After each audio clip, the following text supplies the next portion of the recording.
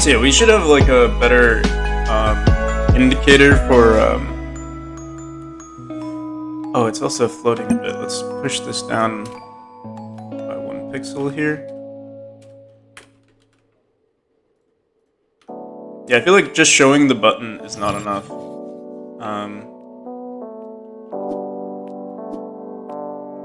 Especially, I guess because it just looks weird on keyboard and mouse. Let me see what it looks like with an Xbox controller. Like, we might want to add like some glow to it or something, or maybe just put this like down here or on the top right, top of the player. I wonder how like other games do it. Let's see if I can find something. I don't even know what to look up. Like in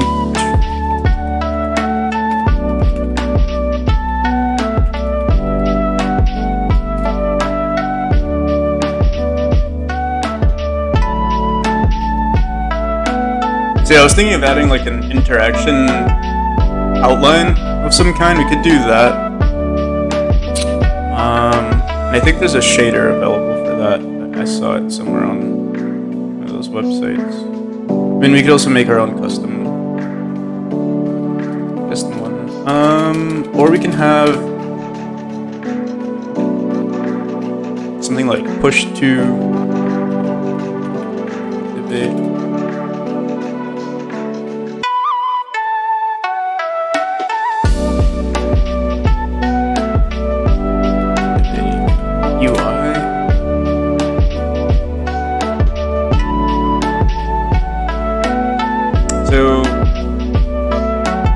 They'll have it like on the bottom. Well, this is for like a 3D game, right? They have a lot more to like work with. We only have 320 by 180 pixels to work with. So I'm just trying to think.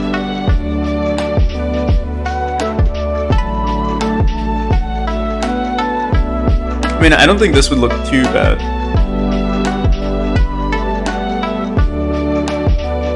That's what it looks like with like a 2D game.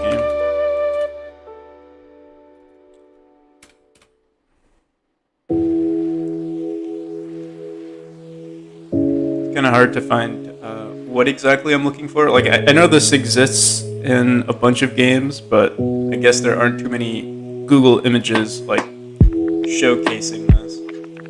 Like here you can see press E to activate object. Ideally, it would be nice if we didn't even have to include like a button, like if we didn't have to show the UI to the player. But the thing is, I feel like people are they're not gonna know unless you like, you know, show it to them directly.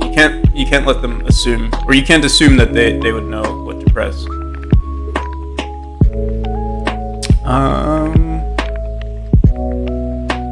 Unless we highlighted it and then we added a button to our GUI or our UI canvas. Oops, wrong room. So like you would walk into this area, it would highlight itself, and then maybe on the bottom left, we would say like press Y. It's an option. Also, we're showing the wrong input here on our controller. Oops.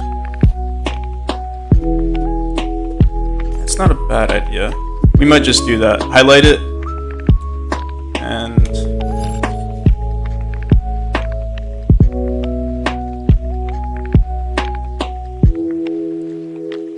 it could look nice. There's only one way to find out, right?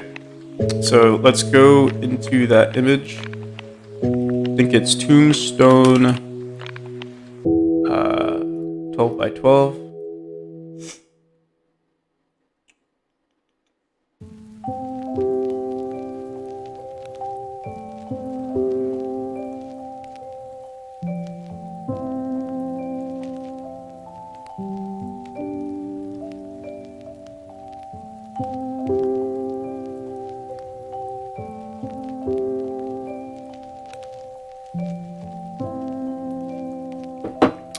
Oh, so this image might be too small.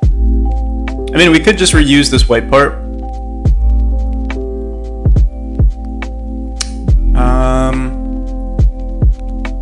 We might just do that, but I do have to duplicate this and make this times, let's see,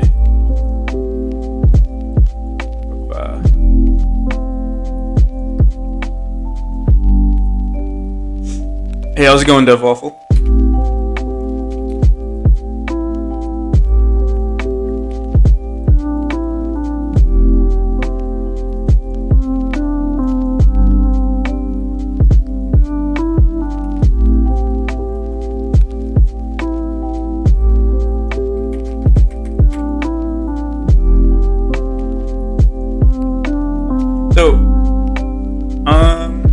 Trying to think, wait, why does this automatically go from expand from center sometimes?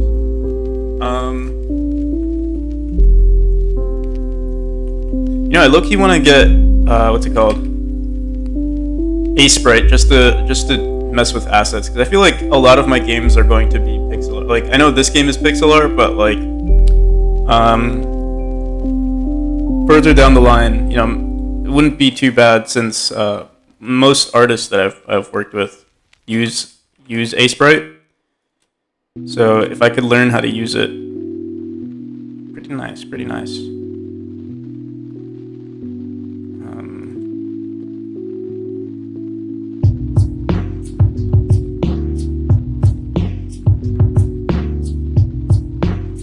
Only thing is, like,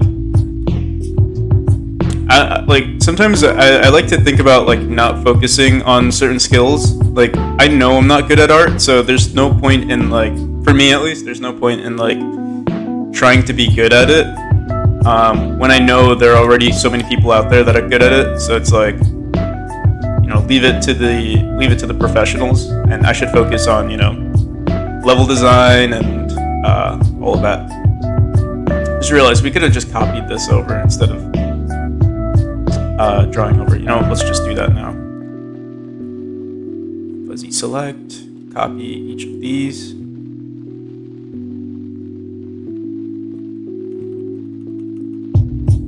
Oh wait, let's do this one.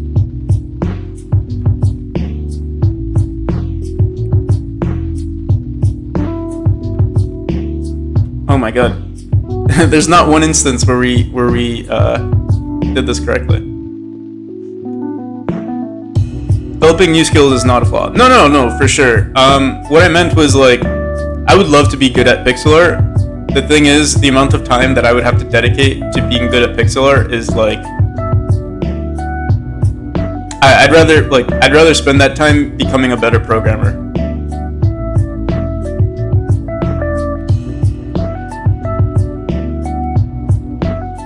But I guess there are, you know, diminishing returns.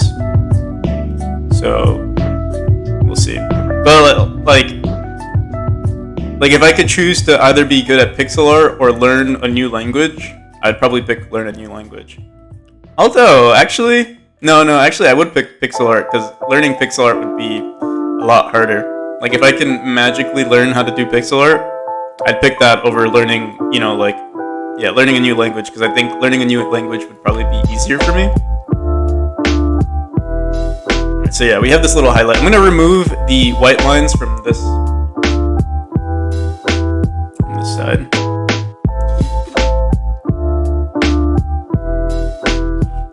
Let's do hard edge.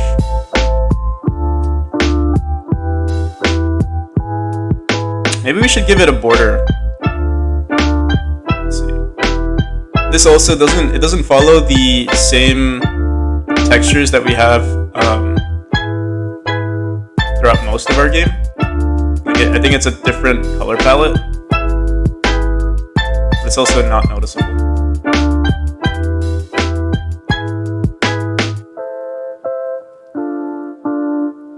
The animation for this is also not too noticeable. Like, when you press E on it, nothing really.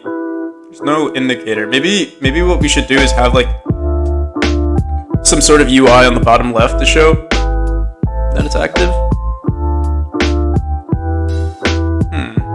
I like the highlight. but then it looks weird without anything. So maybe we'll add like one of these colors. All right, let's just try it out first.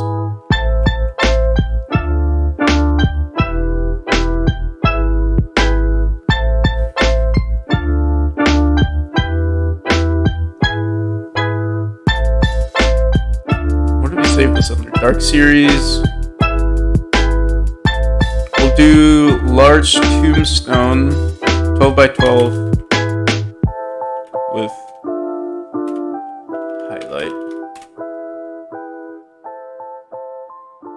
Looks like you'll be viewing alone. There was it's weird. I don't know. Sometimes Twitch is strange. Please just keep your assets organized. My assets are definitely not organized. You can see. Oh wait, you can't see. Here's like all my resources are just all over the place. Like we have sprites, but then we also have new art with a sprites folder inside. Let's see what else we have. I mean, it's as organized as it can get.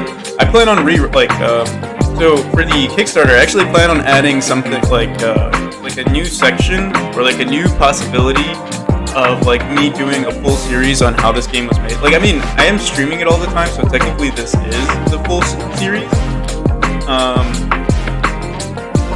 But yeah, it probably would be better. Like if someone actually wanted to make this game, obviously following what I'm doing for every single scene would be pretty hard. Music is too loud.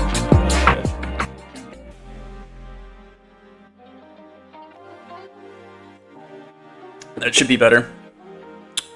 Alright, so let's do this. Let's go into our tomb. Oh, so I'm trying to think, because we don't necessarily need, like, we have an animation for our tombstone right now. Let me delete default. So this is our animation for when it activates. Oh, wait. We're going to be using a different animation here. Can I have a sneak peek? The Kickstarter page, it doesn't even look like anything yet. I'm still collecting like assets for the page. I don't even have any descriptions or anything like that. All I have is, I guess, like my Trello page, but that's not really anything either. My Trello page has like everything organized, like with the tiers, the pledge tiers, the stretch goal, the stretch goals. Let me add one more thing. We might reduce this to like 15 or 10. I'm not sure yet. But another thing is open source full tutorial. I'm not sure where I'll include this. Maybe, like, honestly, I would love to do this. So I might do this like in the 30,000, and then alternative endings will be like in 35. Like we'll push this down a bit because I want to do an open source full tutorial. I think that'd be a lot of fun.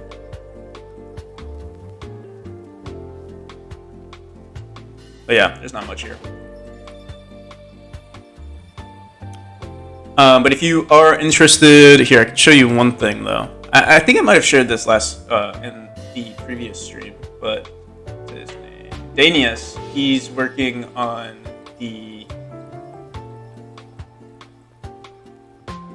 this. Oops. He's working on this, which is like what the text is going to look like on the Kickstarter, and yeah, it's gonna look like this basically. Like stretch goals, and it'll say this. Or this might be too big, but we can reduce the size. These are all PNG files.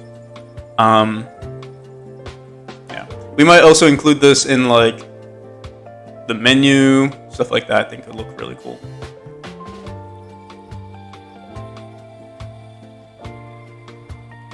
Alrighty. So I'm trying to think how do we want to go about this. Let's see what it looks like. I think what we should do is add like some sort of sound that plays when something is highlighted. I think that would look pretty good. Oh, and I think today is the day we're gonna work on the collectibles. I'm gonna see if I could find like a random asset as a collectible. Originally, we used cats. I wouldn't mind using cats, like saving cats, basically. But for this version, we might not include it just because I would love to like animate it and all of that. So we might not do it for this version of the game. Or maybe we'll have two types of collectibles. We'll have cats, and then we'll have, like, special, I don't know, artifacts, maybe. Artifacts would be pretty cool. So let me, I'm trying to think. Should we delete this? You know what we should actually do? I have a better idea. Let's go back into GIMP, and we're going to delete this little section here without the white. That. Let's fuzzy select.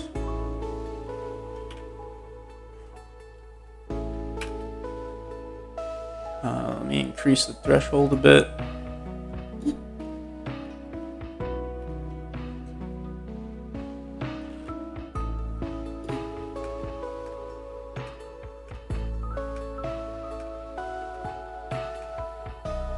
We can get rid of this too.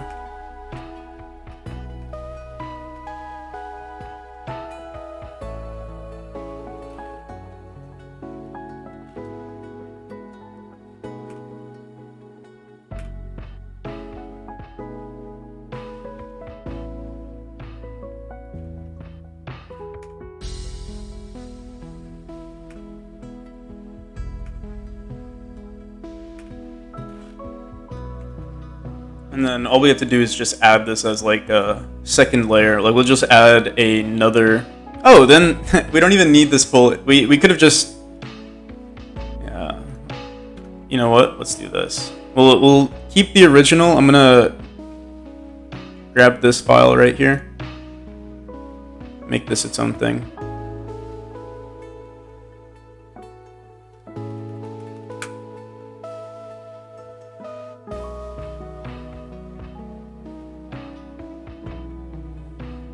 Tombstone 12 by 12. This is not 12 by 12. This is 13 by 17.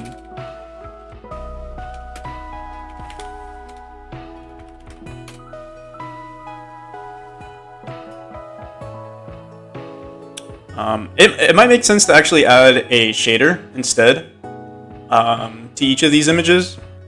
But I think shaders is like something that we might add further down the line. So let's add a new sprite here.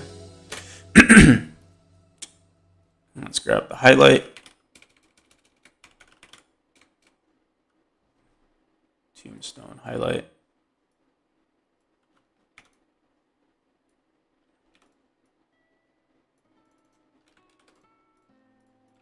Set that to invisible. Why is it? Looks like it's off.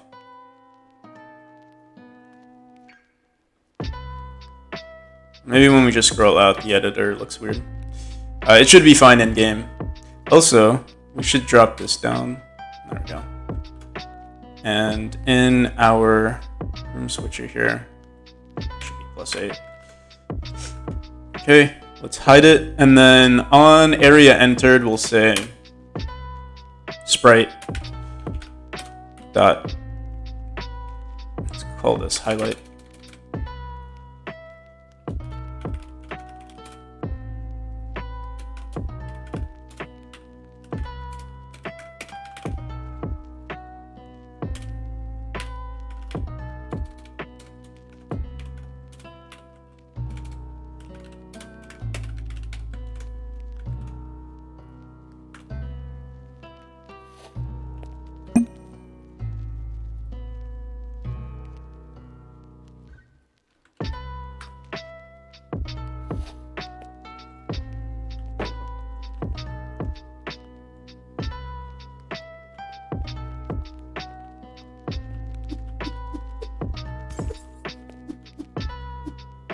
Oh, that looks so much better.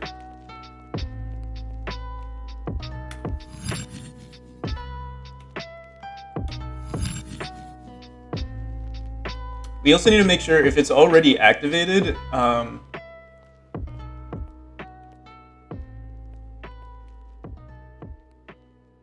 trying to think. If it's already activated, we shouldn't be able to press it over and over again.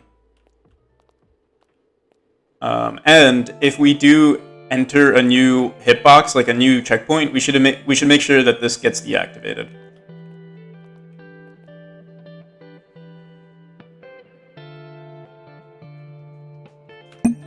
Let's do that.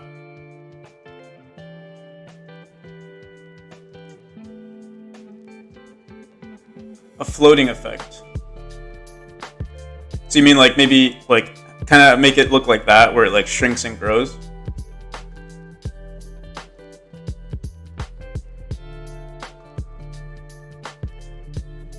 Along the y-axis, so like it moves down, up and down. That's not a bad idea.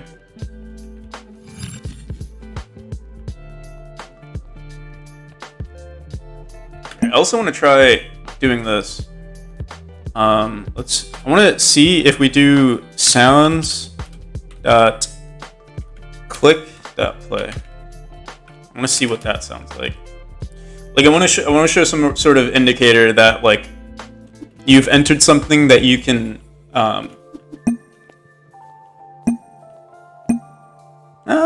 yeah, kind of like that, but not the click sound, because that's the sound that we use for our UI. So we can browse through some of the sounds that I have and maybe pick a sound for that. It's not bad. Now I just need to figure out, yeah. Where's our controller? So with the controller, it also looks weird. Okay, wait, let me edit this image. Y. Xbox. It should have the same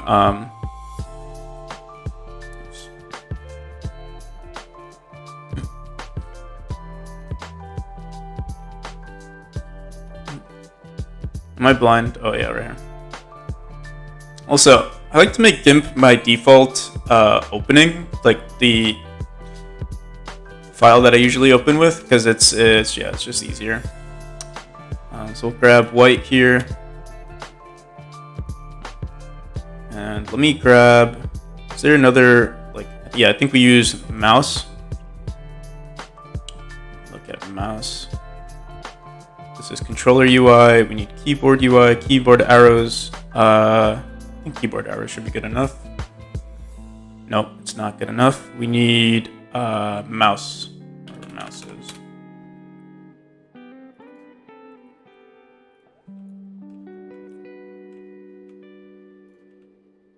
We'll use this dark gray for this right here.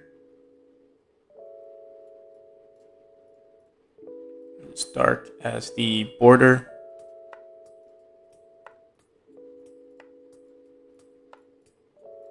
And we honestly might just change the UI altogether, or like the color of the UI, but for now, just leave it like that. We should do this for all buttons.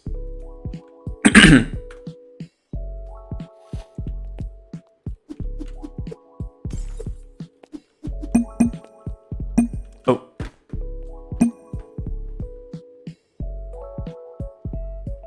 We could also make it look like right now we're using pixel art. It wouldn't be a bad idea to not use pixel art for like this exact thing.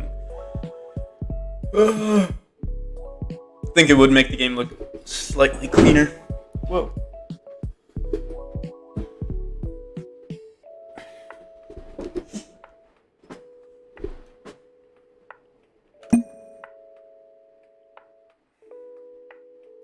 Okay, let's try adding an animator to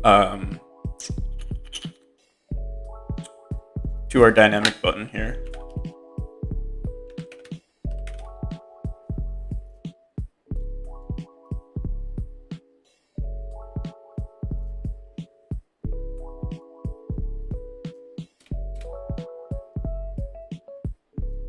And we're gonna add a physics process to this as well. And we'll activate and deactivate it whenever we don't need it. I'm trying to think. Should we?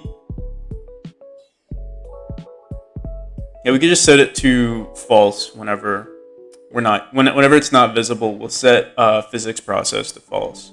So let's do that. Actually, wait. No, we don't even need a physics process. If we have an animator to it, or if we add an animator to it, it won't be a problem. So let's do animation player.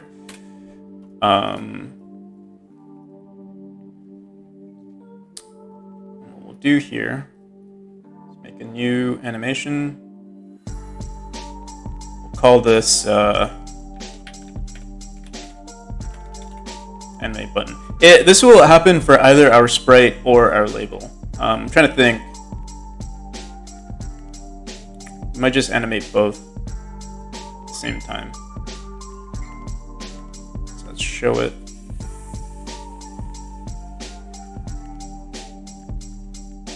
Let's see what it looks like if we do from 4 to 5. So add this as a key. We don't need a do we need a resets track? Let's just ignore it for now. And we'll set this to 4. So it'll look like that. Might not be much of a difference. We might want to change this to 3. Let's see. Oh wait, we didn't save it.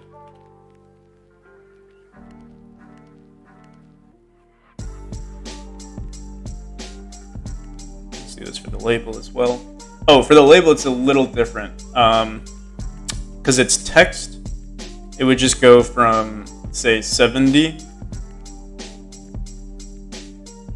to 50. Oh, and it's also going to look weird. We need to make sure that it's centered.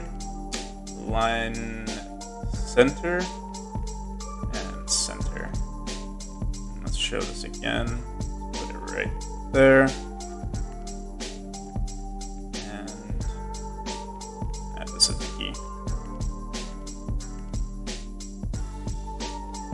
Oh, there's no in between. We would have to like.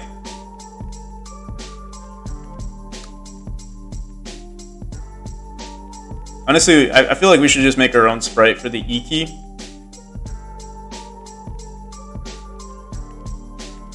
I would have to do it for like every single image. Let's see what it looks like for now. We'll say here, say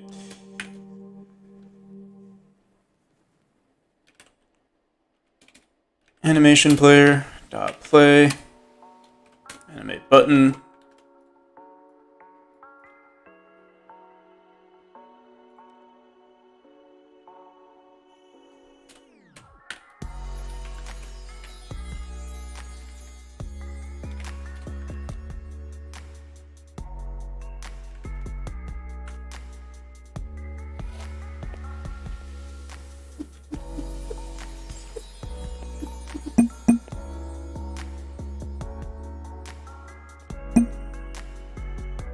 Why is it only play once? We didn't there we go.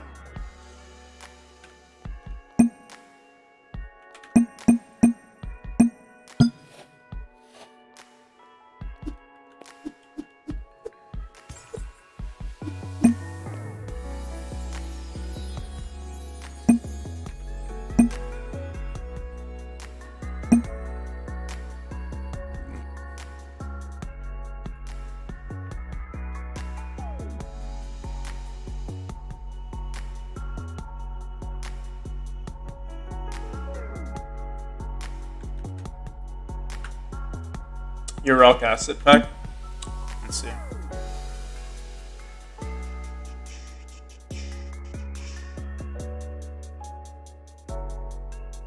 Oh, nice. Pretty good, pretty good.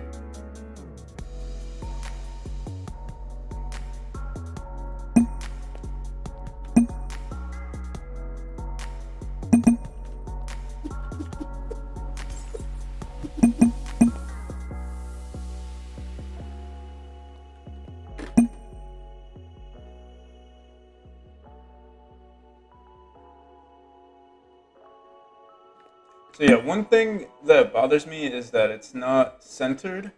We need to make sure we find the center node of that image right there. And I think we have it set to, well, one, it's already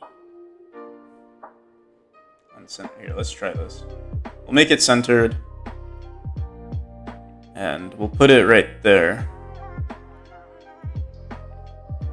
Let's move it down.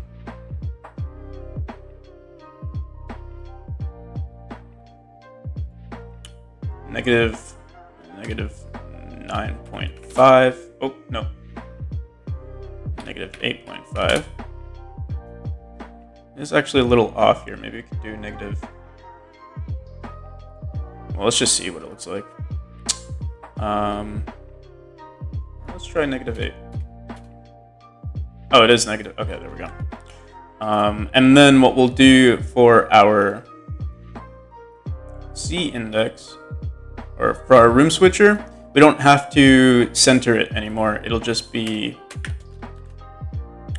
on it directly. Oh, but then also in our dynamic button, we should make sure that this is centered. So these will be both on the origin. Only thing is, let's see. We might not be able to center this. Let me see. Is there an option to center a label?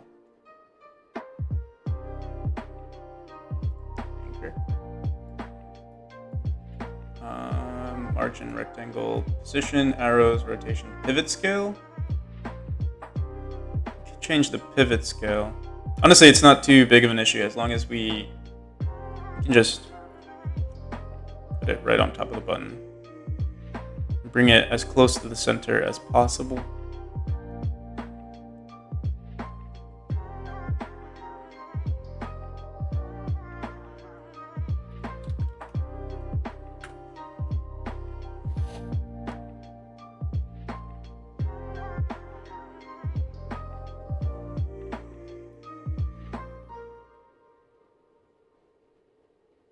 Do I know how to check if someone is connected to the internet in GDScript? I'm sure there's a way. Oh, what is this though? What did we just do? The sprite. Oh, right. Okay.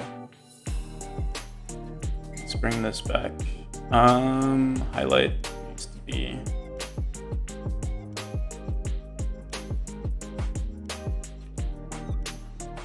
So, you know what's weird? It's like when I scroll out, it's not perfectly aligned, but I know once we put it in the game, it'll be aligned. I'm just wondering why it looks like that in the editor. But yeah, right now, we were to add the dynamic button. Its positioning is incorrect. Let me see here. I think maybe it doesn't matter. What we might have to do is actually set its position equal. So we're adding it as a child. It's position.x, temp.position. Let's try this. Temp.position.x is. I mean, it shouldn't matter. It should be. We'll just do it.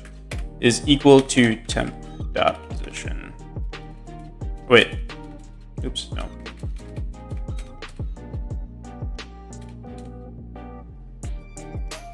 This actually should stay. What we should have done is in our dynamic button when we add it, on the x-axis we don't, on the x-axis we don't need to add this. It'll just be centered. I hope.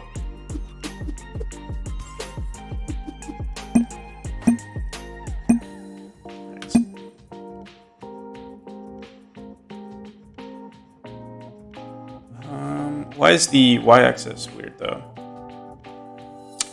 Minus or plus, try plus. Actually, we should do it here. Plus 8.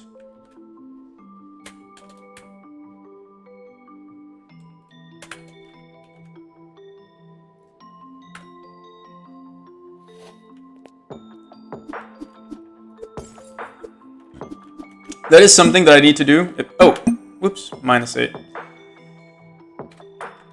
Um, that is something that I probably have to do eventually, is connect people to the internet if we're gonna have like a scoreboard and everything like that. Plus 8 is a little too. Let's do plus. Whoops. Maybe plus or minus 16. So we need to make sure that this is hidden.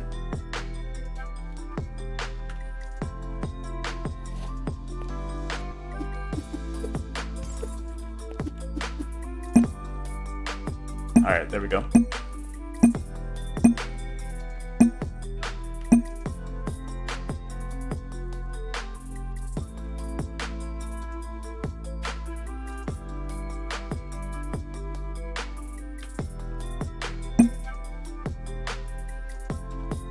Not too shabby, not too shabby.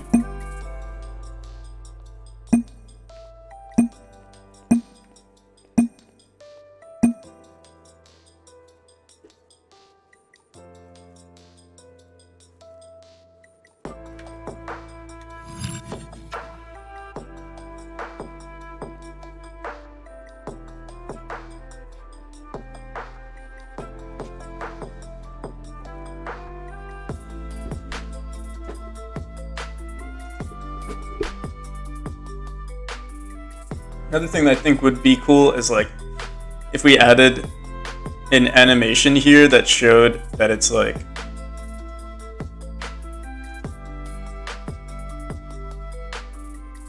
that it's active.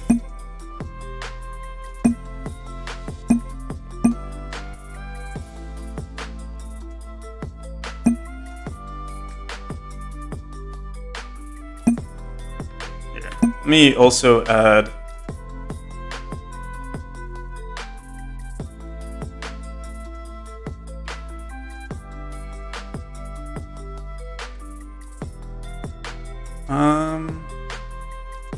trying to think, should we add this as a... Wait, this is the wrong texture.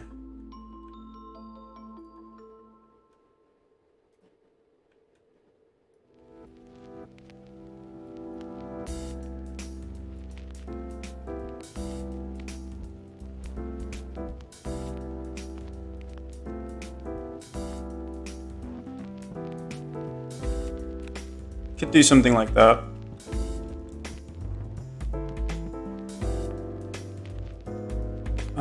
Are these textures? Okay, yeah, I think this is good.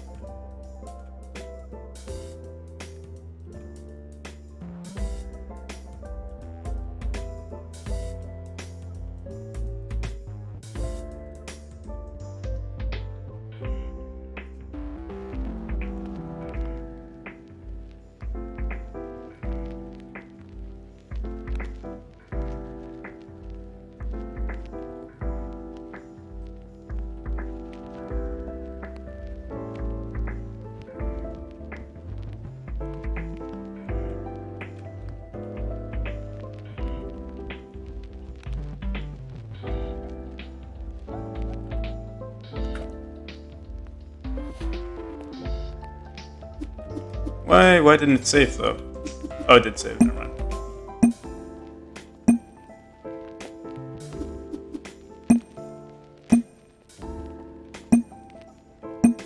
Pretty nice, pretty nice. Oh, you know what's weird though? Oh, no, never mind. I thought for a second it only animated when we activated it.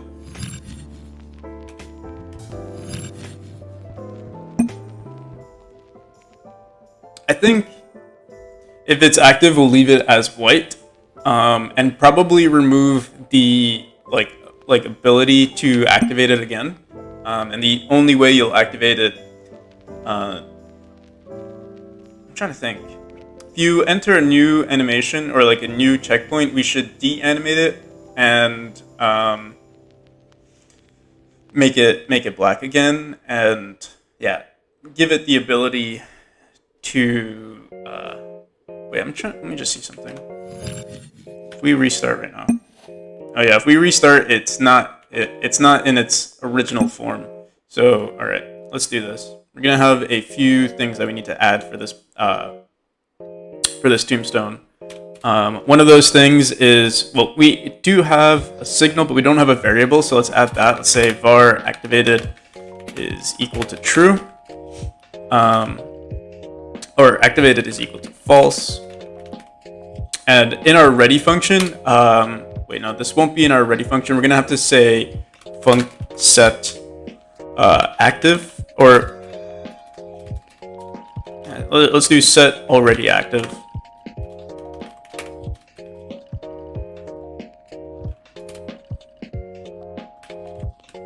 And we'll say highlight is visible.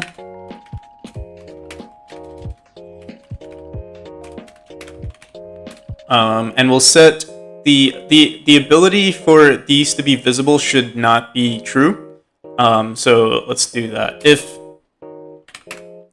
activated, or what was it? We call it activated, yeah. If activated,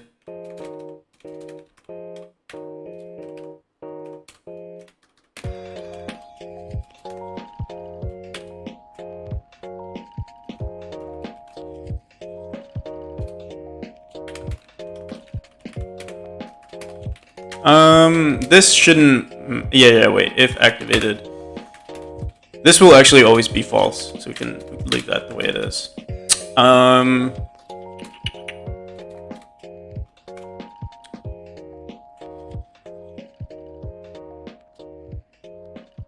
And if we do activate it, let's say highlight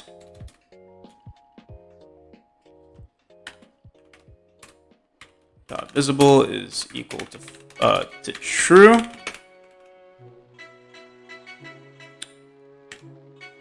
So actually,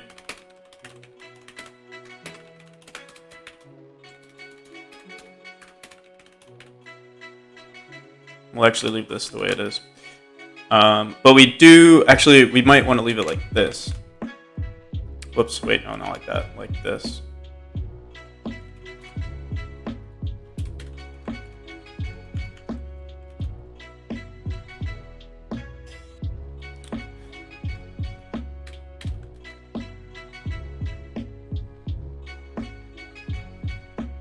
Trying to think. Is there anything else we need? Let's just run it, see what happens.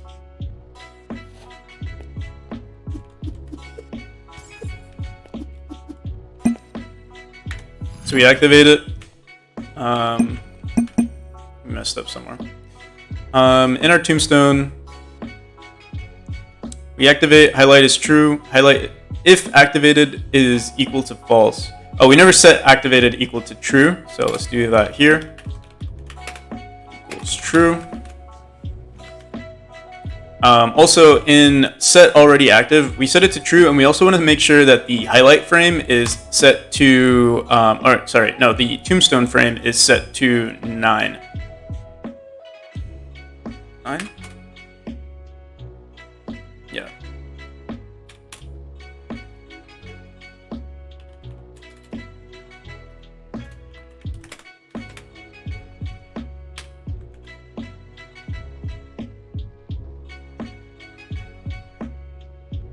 Actually, I said 4.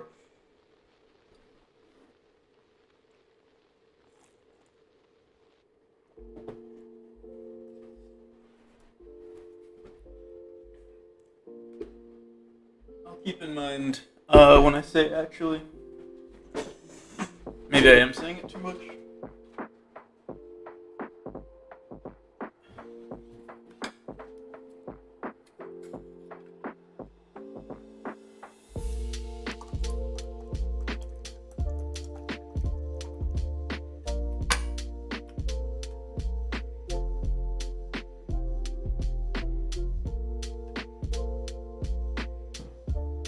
I should have a bot that records all the times I say certain words. Like if I say like, I probably say like a lot. I think I say definitely a lot as well.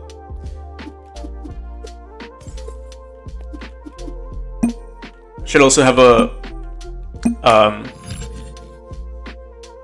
a counter for when I say, why is this happening? Alright, so yeah, now we can't activate it. It's completely active, and I mean, we could, I think, yeah, we can still press E on it. We'll have to deactivate that.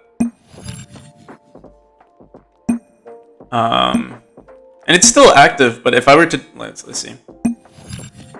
Alright, yeah. Yeah, that's an infinite thing. I don't think I'm ever going to stop saying, why is this happening?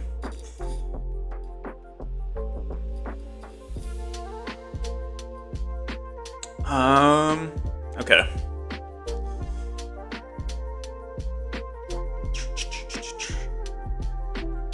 Let's see here.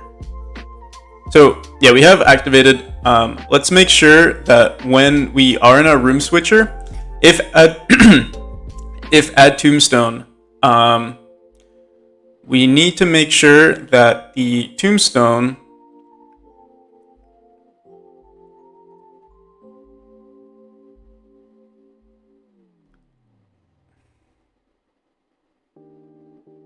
I'm trying to think here, because we need...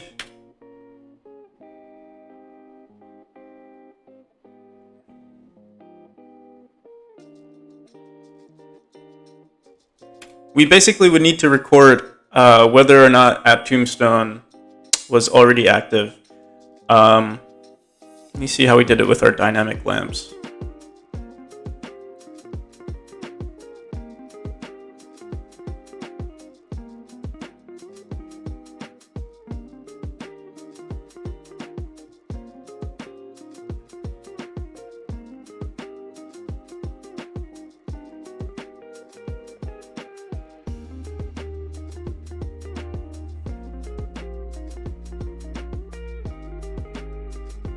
So what we did with our dynamic lamps,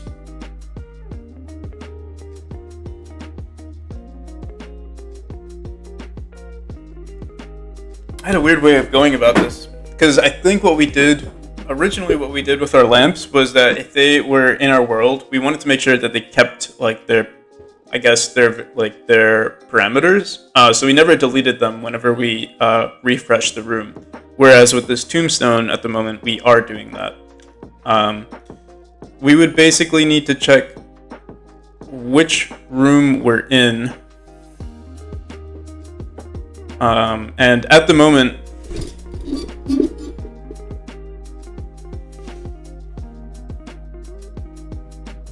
yeah.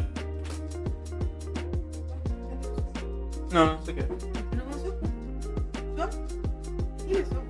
You can save some for me. Later. Okay.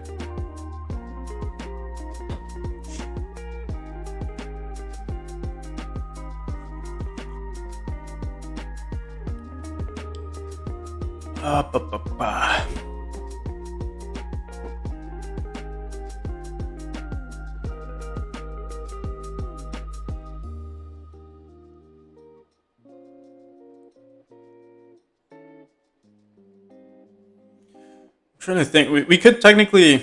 I hate doing it this way, but we could add a timer that checks if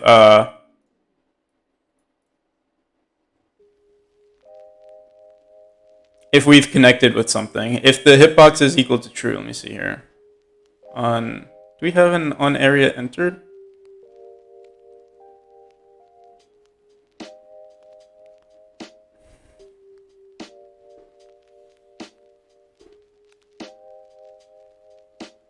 Oh, what we could do is if add tombstone, if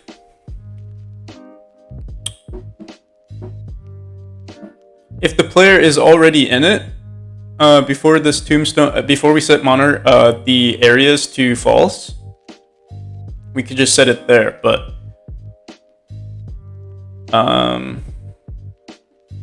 it's usually our player handling this, so.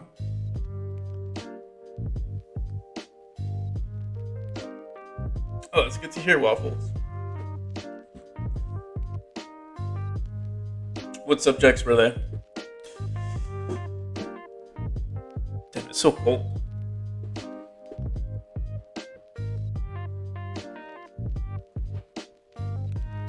French and English, nice.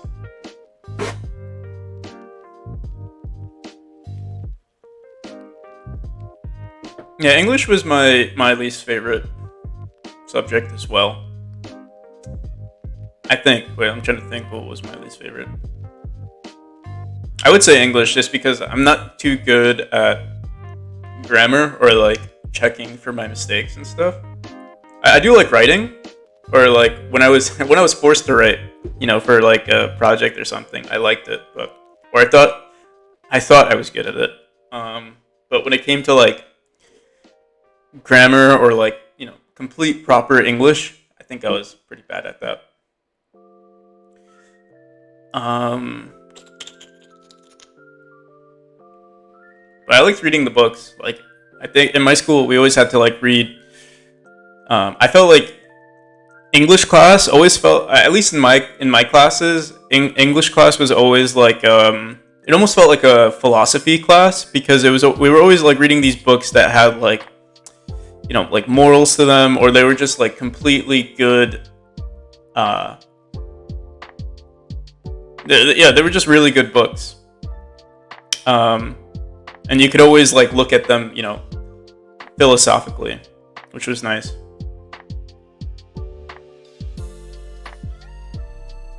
I'm trying to think what books. I'm trying to remember. Let's see here. Give me 1 second. My door opened.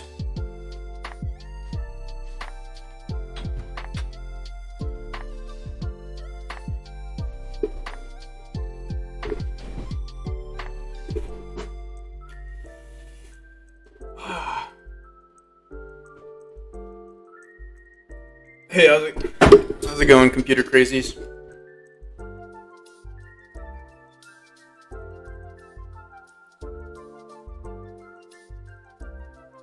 Trusting me with my tea. Thank you for the trust.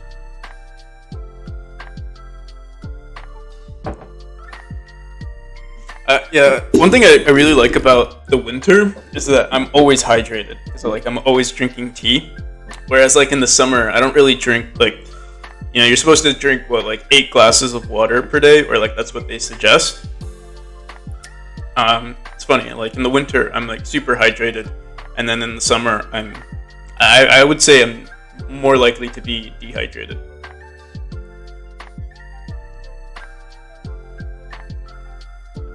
So yeah, right now we're just working on Tombstone, or like the checkpoints, activated checkpoints, rather than the light checkpoints.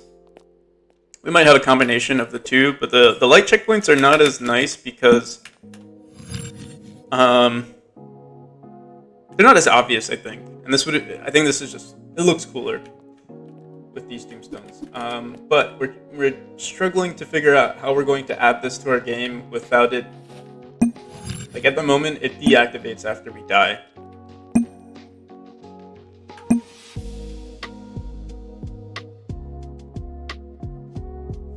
You mix energy drink powder in a big metal thermal mug. That is my thing. So, I don't drink energy, like, what is like or I guess, I used to drink a lot of, what are they called? I think they're called Neo, or Mio. It's like this, like, thing that you squirt into your water, and it's like a combination of, like, some sort of energy and, caffeine. I used to drink that a lot.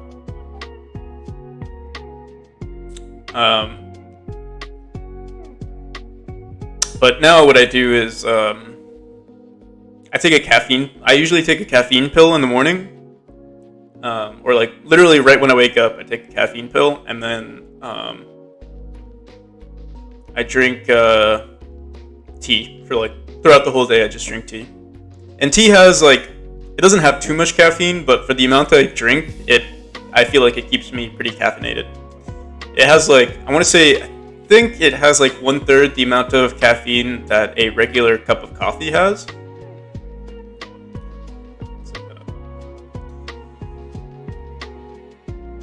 How much caffeine? Coffee has, 1 cup of coffee has 100 milligrams, and in green tea, oh, not Green Monster.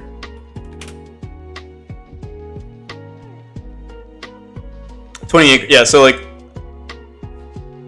about 1/3. Although usually I do drink like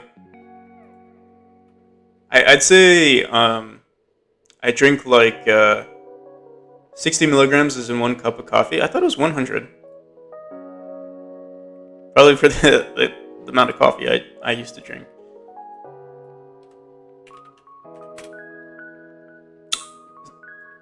So yeah, it says here 95 milligrams.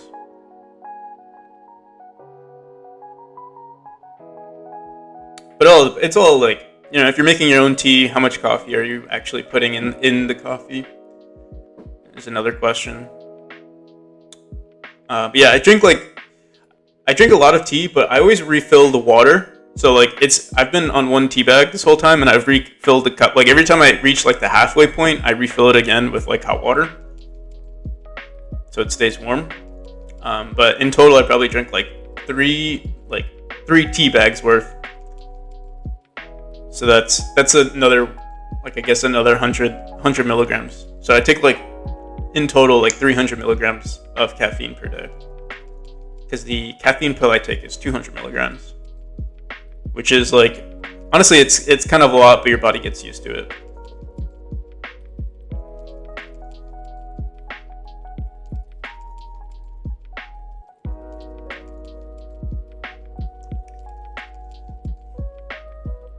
Tea mixed with coffee tastes like toffee. No, I doubt it. Unless maybe you put toffee in it. I don't know. So yeah, let's try to figure out what we could do here. I wish the easiest way would be to like in our, I don't know, it's not going to be in our ready function because this might already exist. What we could do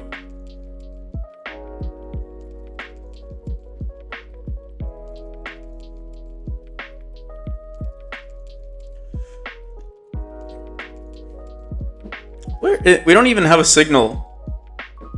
We could add a signal here. And we could just say on area entered. If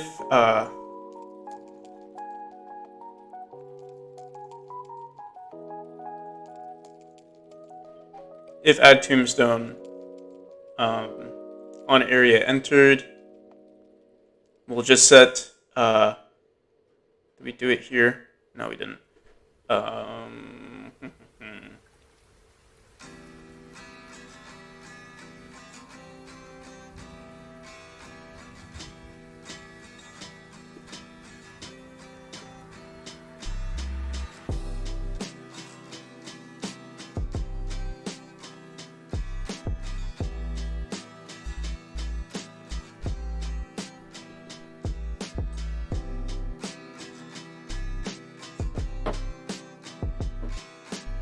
Yeah, and it's funny. Another thing that another like one of those things that you're saying, Waffle. The British invented the imperial system, but the U.S. uses it. Same with soccer, actually. The word soccer, like versus football. I think the British are like, yeah, they invented the word soccer. Well, it was originally like a slang term, which it was called ASOC, and that was short for association football. But yeah, ASOC somehow turned into soccer, and soccer was like the slang term for football.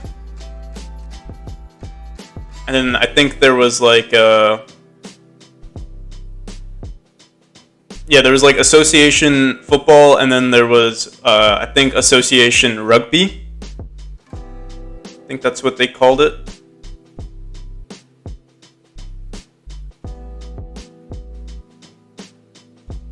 And rugby is pretty similar to football, so yes, that's how the two words combined. Dude, I don't know what to do here. We could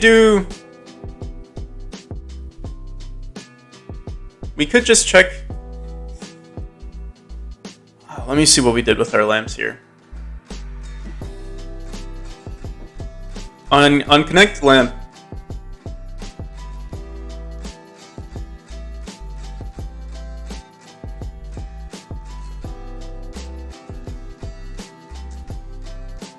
So for dynamic lamp node path, connected turn on lamp and set active.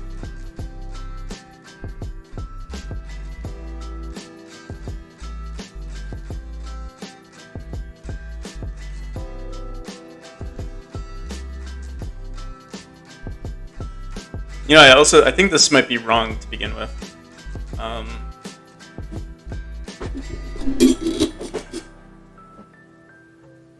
There's nothing to check what.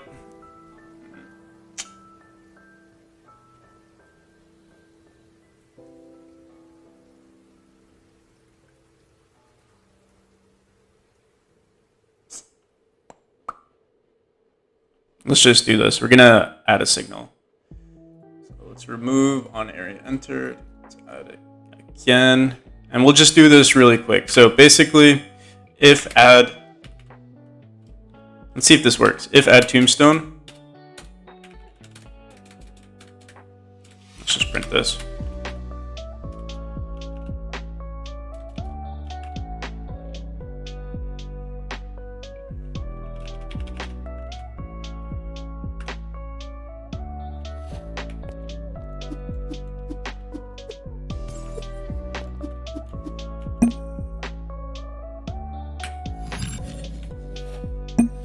Okay, so yeah, it does print. So we could actually just put it on here. It's a little inefficient. Like I wish there was I wish we went about this. Like if we knew we were gonna do this, we would have rewritten this. So I think like if I do plan on adding making a tutorial series, we'll probably fix this and like rewrite the whole room switcher. Probably name it to a checkpoint, honestly. Or maybe we'll have like a checkpoint class, and the checkpoint will have like we can have multiple versions of a checkpoint. One of them would be a hitbox. One of them would be one of these activated nodes, etc., etc. We'll do that eventually, but for now, on add tombstone, we'll say if add tombstone on area entered, we'll say we'll have to grab our tombstone, which is we don't have a path to our tombstone actually. We do have this export. Oh, wait, no, export, no, yeah. We don't have a variable for it just yet, so we'll add that. Let's do that. We would have to...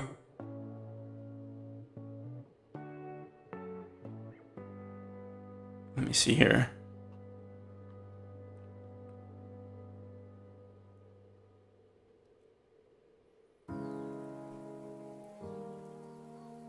We've already added the tombstone, but I think add tombstone might run after we hit this box. So let's actually just print this. Let me just see which one prints first.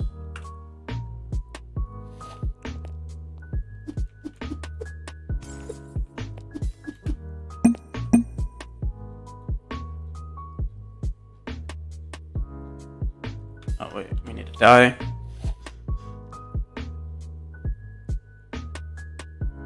Oh, what?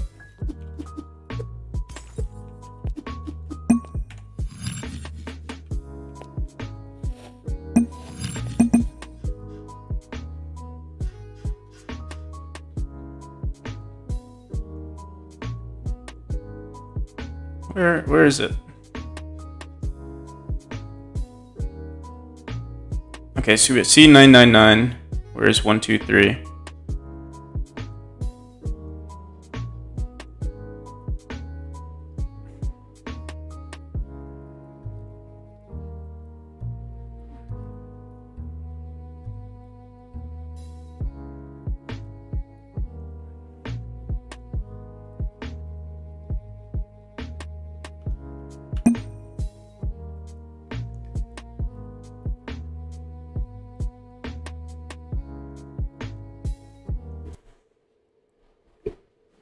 If I had to choose between Visual Studio Code and Visual Studio, which one would I choose? I don't really use Visual Studio, so I don't know.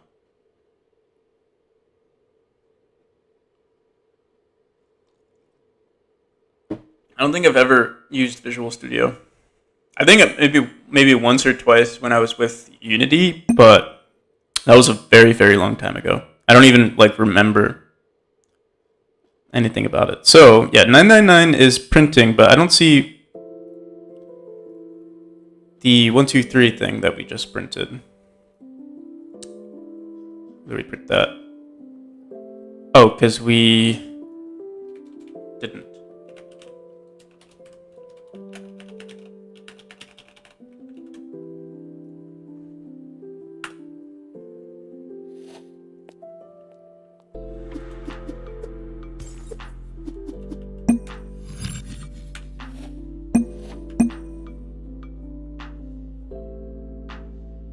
Okay, so 999 prints afterward. So let me see this again. So we've added our so yeah, if we've added our tombstone, then we could do it. Yeah, we could do it here. Basically, we would just check if add tombstone. We'll say we need a reference to this actually. So let's grab a tombstone. Let's say our tombstone node. Instead of saying temp, we'll say tombstone.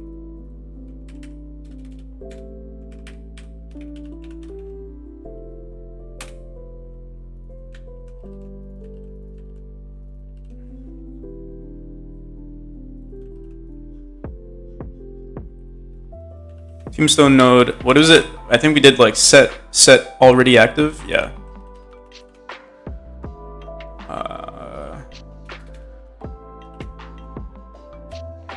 Set already active. We don't need to animate it anymore, and we'll say activated is equal to true.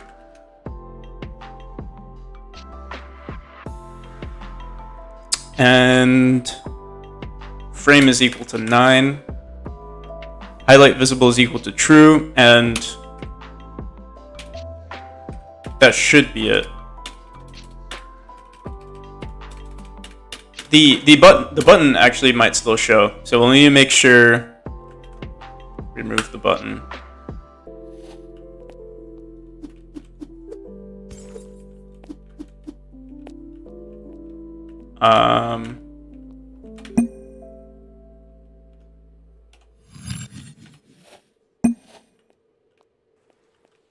That's strange.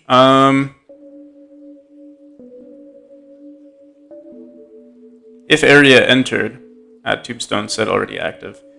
Are we entering some sort of area? Oh yeah, we are. There's 2 area boxes on these objects, so let's just make sure if the area is equal to a player.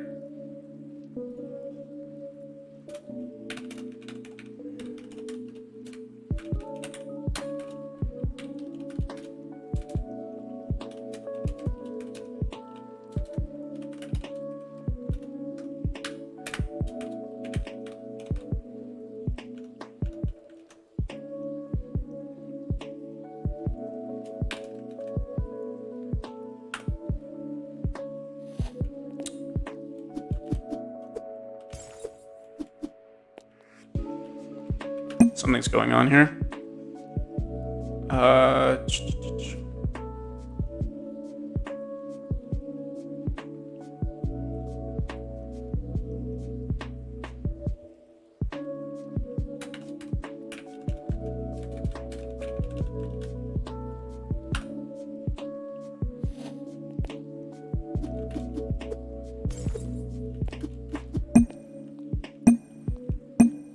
That is weird.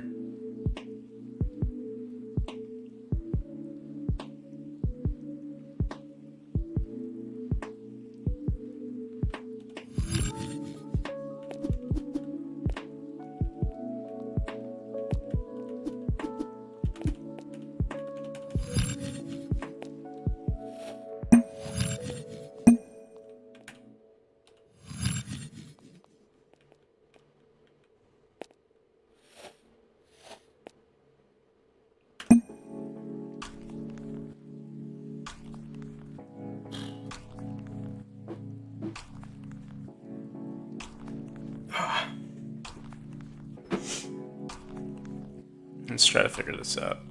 Room switcher.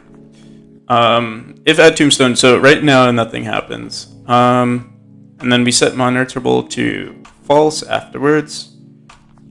Let's try this one more time.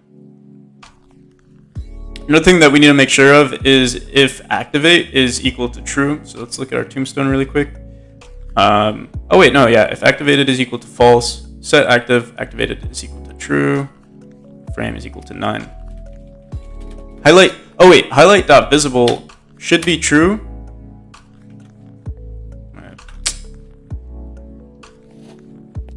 Should spawn ourselves on the right side so I don't have to keep. There we go. Okay, so we've activated it. It looks perfect. We die. And yeah, it's still not active. And then when we exit, if we were to die here, it should still pick this spawn. What? No? Activate it, die.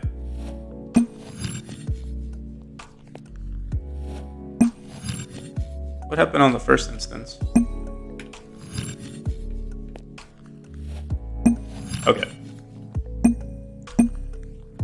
That works. And then let's go back into here. We'll set tombstone already active. Set already active. Run this one more time.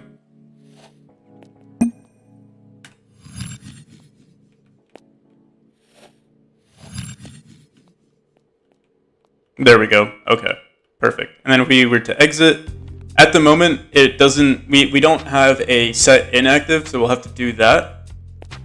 Basically set the frame of this to 0 and remove the highlight and give it the ability to like do its thing again.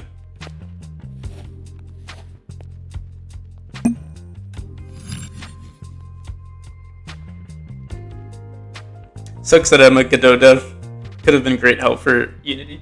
I mean, it's all just syntax. Going about things is basically the same, right? It's just, you know, problem solving.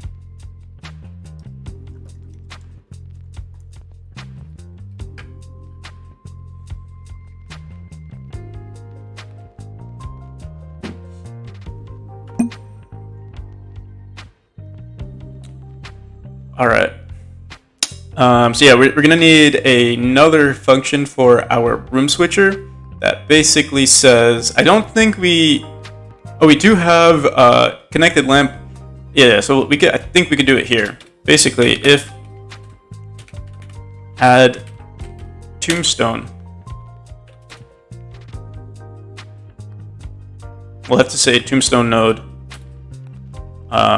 dot set inactive. So in set inactive,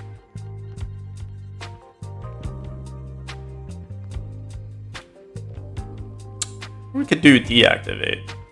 I like deactivate more.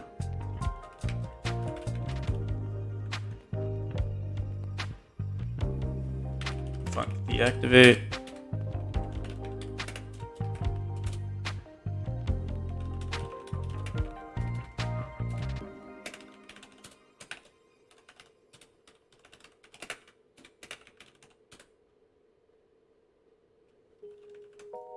That should be it. Oh, and frame.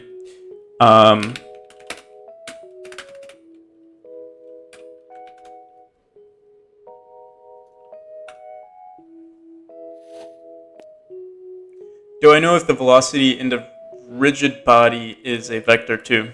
In Godot, it is.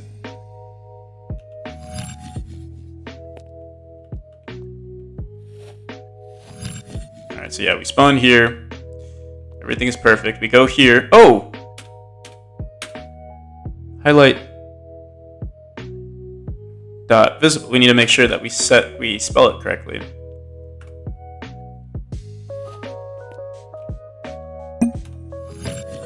I'm sure it's also a vector too, or some sort of, like, it should be a vector. What else would they use? Okay, so there we go. And then we can activate it again. There we go. Maybe I should change this to Unity, game dev with Unity. Game dev with every engine. Alright, so yeah, it works.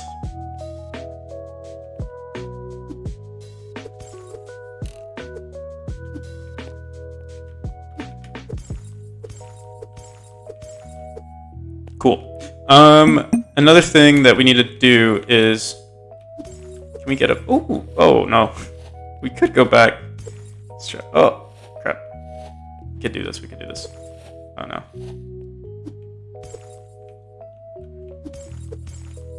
No, it's so hard to go backwards. Oh crap! All right, we're not gonna do that. Wait, we do need to update the sounds. I don't like the clicking sound. Actually, it's kind of annoying to do it on stream. Like, I have like a whole collection of sounds I can show you guys. They're really good sounds in my opinion. It was like a mobile pack, a mobile sounds pack, but it was really good. Like, the sounds are super high quality.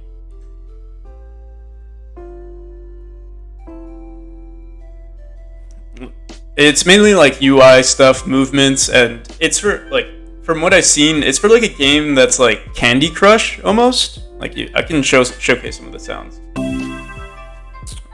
That's not a good one. Here, let's do like movements. I think are really good. Some of these sounds are amazing. Like that one's really nice. This one's pretty nice too. I can like scroll through sounds all day.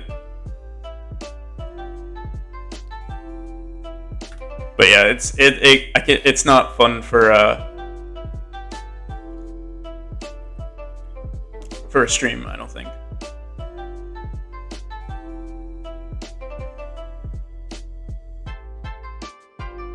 Yeah, they're really good. I could share a link. It's pretty expensive. Sound effects for some reason are so expensive. Or in my opinion, they're expensive. Like that sound pack was like 40. I think I got it on sale, but like, by default they were like, I think they were like close. No, yeah, I think it was like $45. I mean, it's a lot of sounds. It's like $500. I mean, 500 sounds. So it is a pretty good deal. Like if you want to commission for sounds, they usually charge like I want to say like $10 per sound from what I've seen. So like a sound like that would have been this sound right here would have been $10. Each of these sounds, like that dying sound, would have been $10, etc., etc. So I think a music, like if you don't want to commission sounds, or like you're on a budget and you don't want to commission sounds, you can find a lot of collections out there with really good sounds. I mean, you can also get like there's software out there. I think there's this one called here. Let me see if I can find it.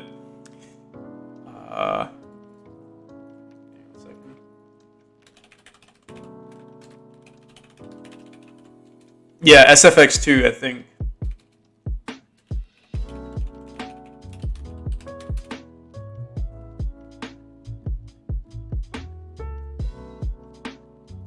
Here's our website that we're working on, but there is BFXR is a pretty good. Like it's I think it's 8-bit sounds. I want to say. Like you can produce like a whole bunch of 8-bit sounds, like whatever you need, like coin pickups, dying sounds, and stuff like that. But it's it's 8-bit, so it's not like the highest quality. But if you're like working on a game jam or you need like placeholder sounds, they're pretty good. Or I mean, if you are making a game that needs to use 8-bit sounds, it would be perfect because they're unique and yeah, I don't.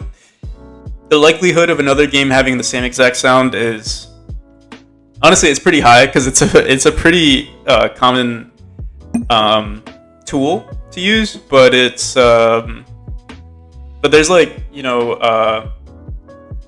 scroll like sliders and stuff for you to like manipulate them, and you can randomize them as well. So it's like there's a lot of possibilities for sounds.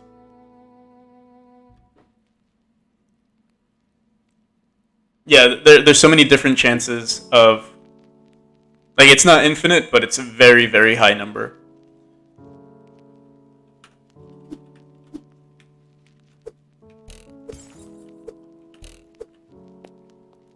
But personally, I don't really like 8-bit sounds unless you're making like a 8-bit game, or like, a game that has that type of sound effect.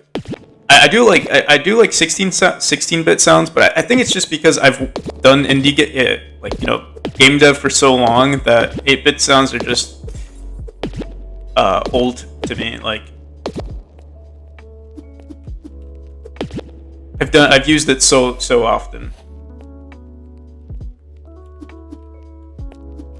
I mean, I guess you could say the same thing about pixel art. I'm sure the majority, or a large percentage of indie games, low budget indie games, are pixel art.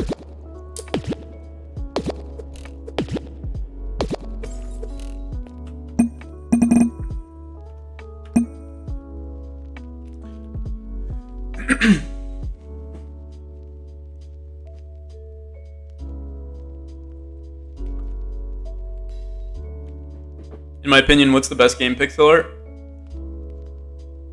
Terraria's pixel art was pretty nice. I'm more of a fan of like the cartoony pixel art. So like, I really liked Celeste's pixel art. I really liked. Oh, I do like.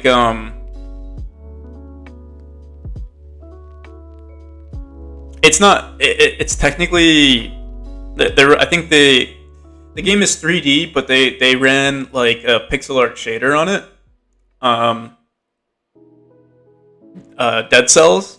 Dead Cells is like a 3D game with a pixel art shader. I really liked that one. I either like the cartoony pixel art, or I like the like very detailed pixel art.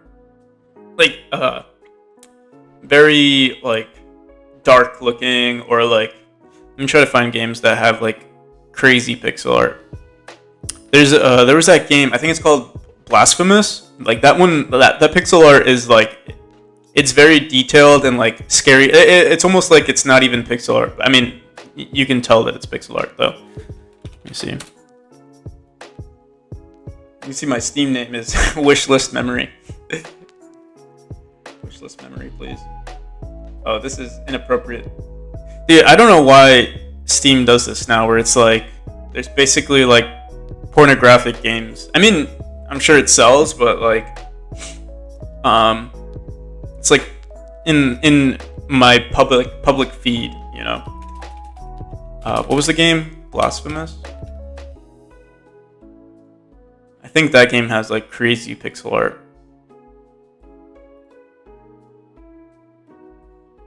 It doesn't even look like pixel art.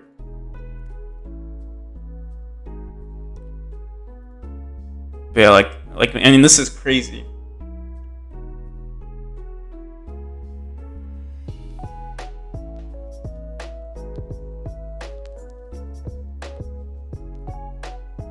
So yeah, I either like the really cartoony pixel art, or ones like this where it's like super detailed. It's barely even pixel art.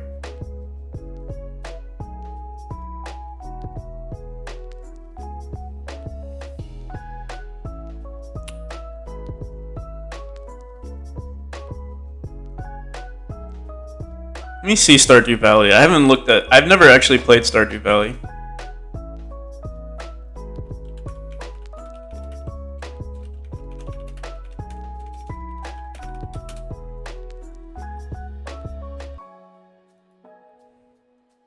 Oh yeah, this looks very similar to. What the hell? Can we just get Stardew Valley art?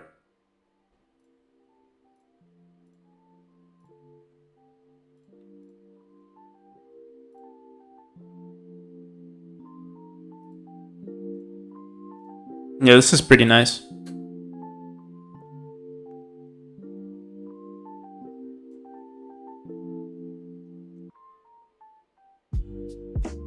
Oh, the outline technique.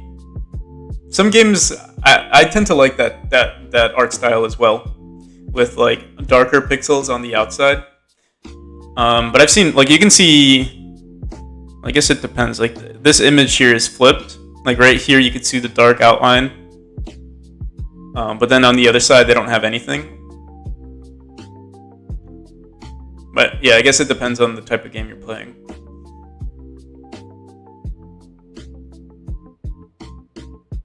Let me see Terraria. I've played a lot of Terraria, but I forgot what it looks like. Or like, not what it looks like, but like...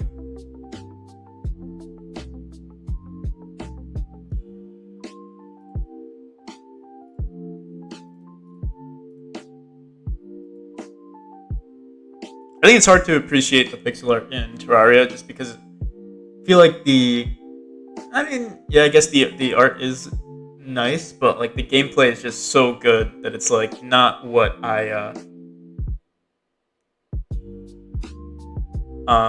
what I focus on. But yeah, it is nice. I mean, there's just so much detail in it. 1.4.9. I haven't played it since like I want to say 1.3. I know like 1.2 was like their revolutionary update, and then after that they've just been growing it.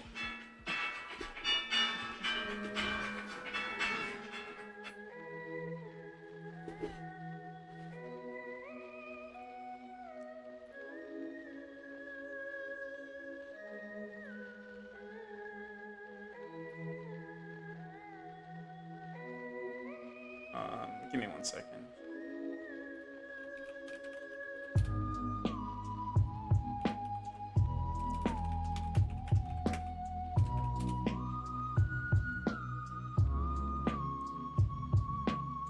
Oh, thank you, Daniel.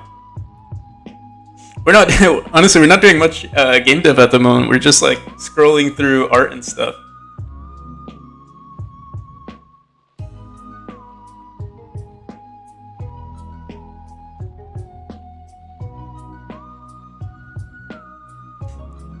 I don't know if I noticed. Like, I have made pixel art in the past, but it's not nearly like, it's not anything good. Here, I could show you. Wait, I uploaded it to Open Game Art at some point.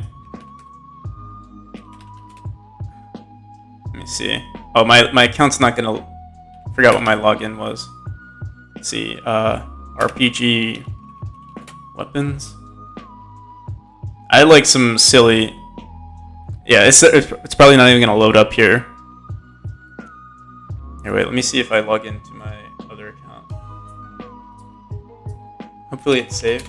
There we go. How do I look at my profile? Yeah, I made this. This is my pixel art.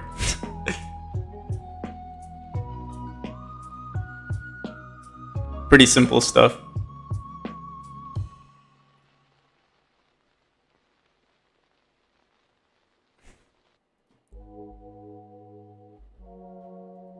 I did some other things like character sprites and stuff, but those weren't nearly...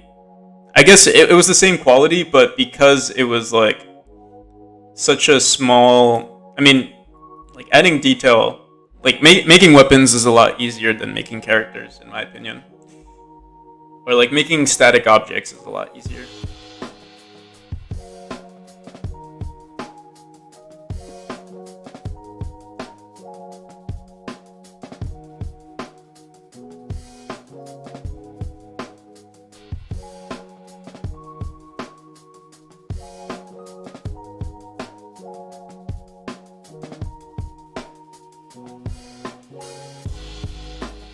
Oh, you're working on the... Oh yeah, I remember you mentioning that.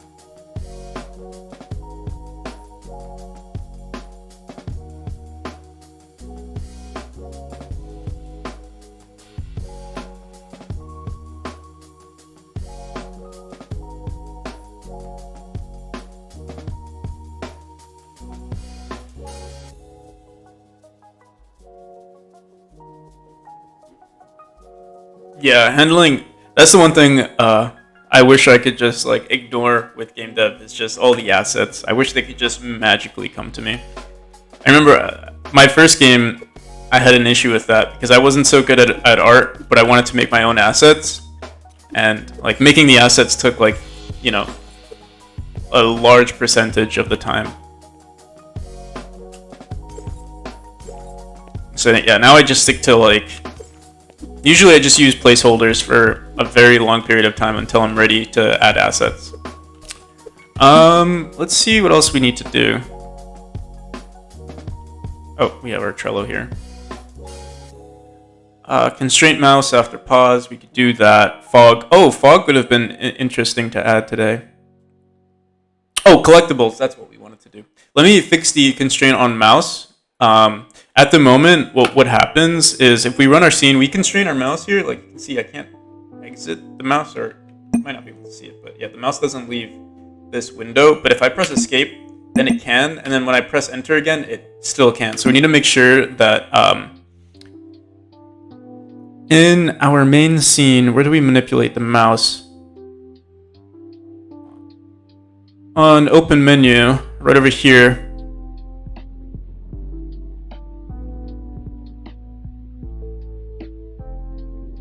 Now let's just say input dot set mouse.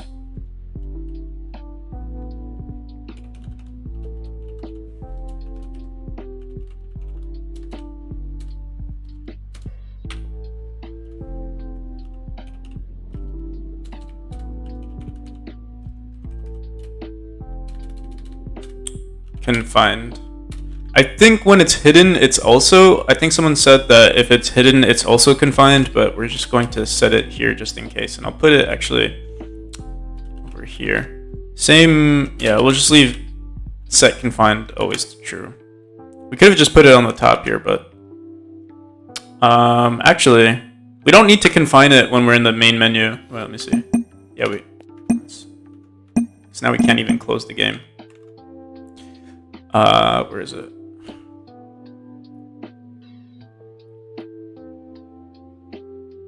Can close.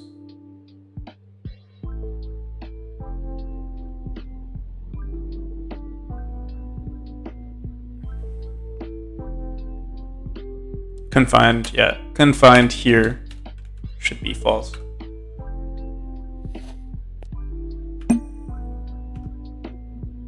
You know what? Yeah, it's weird. Okay,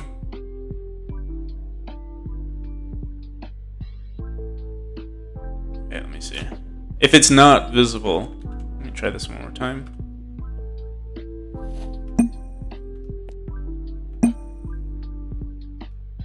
Yeah, so weird. After we've exited the screen here, setting confined doesn't work. If global UI visible and escape menu can't close, mouse position indicator center mouse is equal to true.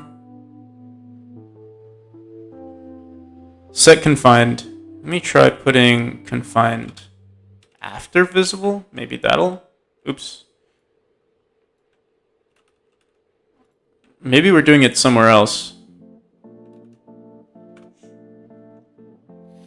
Okay, not confined. Okay, there we go. So we just have to set confined after visible. For hidden, let's just make sure that this is... You know, yeah, we can leave it this way. Should work now.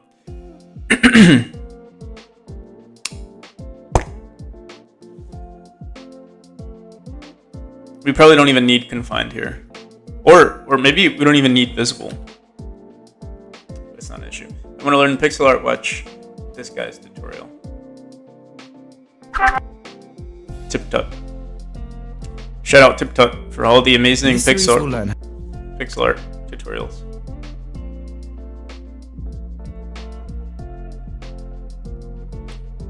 Yeah, I would, yeah, like I said, I wish I could just magically know pixel art.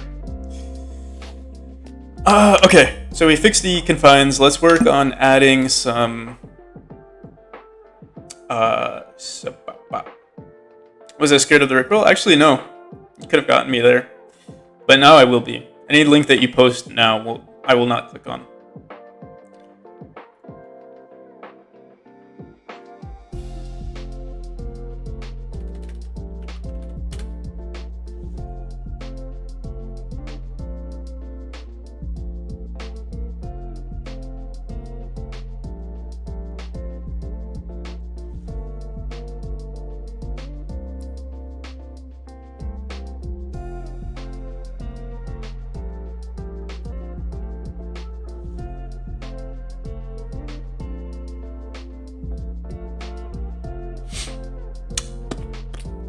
By the way, we have a game jam starting in a month and 12 days for anyone interested. It's for the solo development Discord or community. Actually, I haven't been on Reddit in like a hot minute.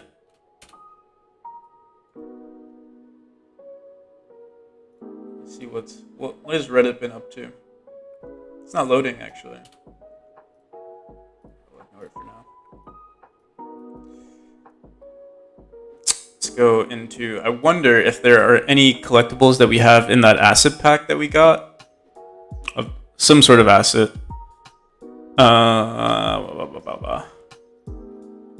Maybe it doesn't have to be a collectible. It could just be. Oh, you know what we could do? I have a great idea. Can I send the link? Yeah, sure.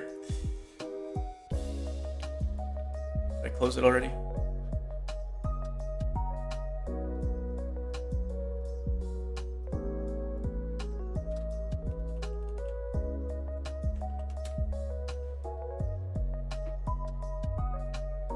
It was originally supposed to be the autumn gem, but I was so lazy. Not lazy, I've just been so preoccupied with my game that I couldn't focus on the gem, and yeah, we only had, like, I didn't even, like, promote it or anything like that. I've been ignoring it, and I think the other admins have been pretty busy too, so we haven't done anything, but 1 month and 12 days, that'll give me enough time to promote it a bit, work on the page, maybe add a banner of some kind, something like that.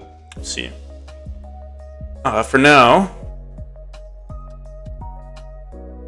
let's go.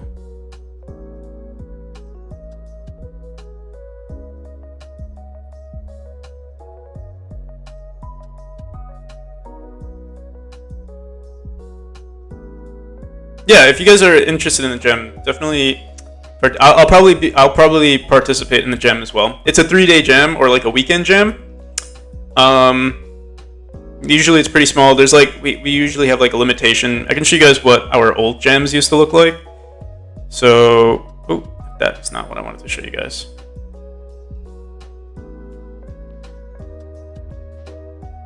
Manage my gems hosted. So yeah, these are like the gems that we had. The winter gem, I guess, is most similar to our Halloween gem. This was, it's the same thing, same rules, everything. The theme is voted on. Actually, I should have a link. Don't have a link just yet on the, or maybe we do. Let's see. Limitation. No, never mind. It's on the Discord. Here, actually, I can send a link to the voting thing. Give me 1 second. The votes are actually, they're pretty old. We're probably going to do a new poll with the top 3. Let's see here.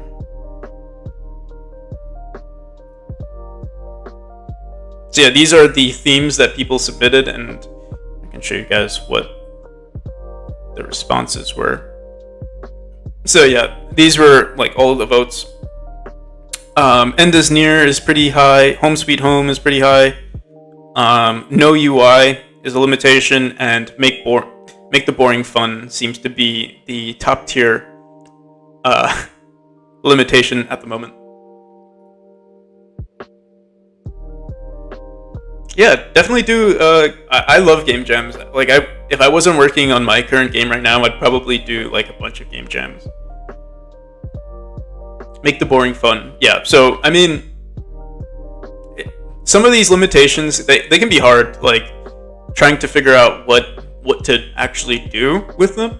The way I kind of like, I tend to prefer ones that are like this, like End is Near, or not even Home Sweet Home, but like Forces in Motion, or I like No UI or Reverse. I like when the limitation is like sort of like a mechanic, or like you're the boss, rather than make the boring fun, because I feel like I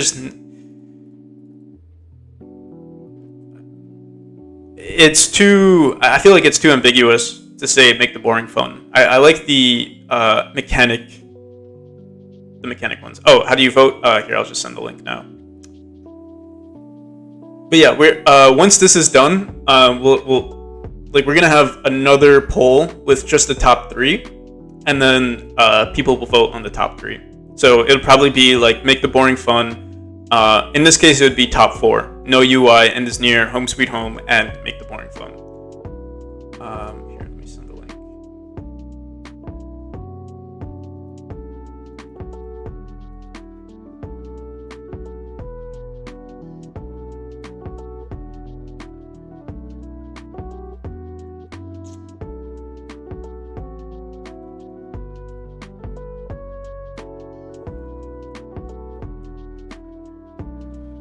You can choose as many as you like. I don't think there's a limitation, so you can yeah, click on whichever ones.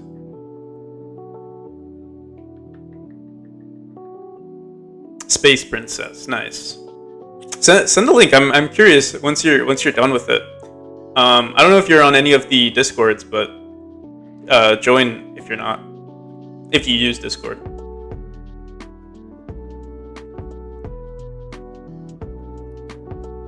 And let me know if you guys ever need a playtester.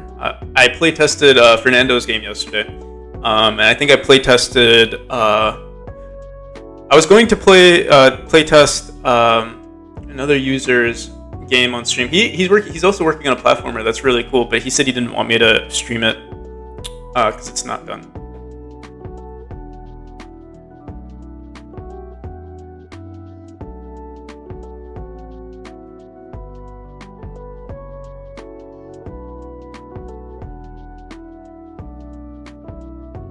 Can I playtest your game? Yeah. So let's do. I won't playtest it today, but let's do like if you want me to playtest it tomorrow, we can do that.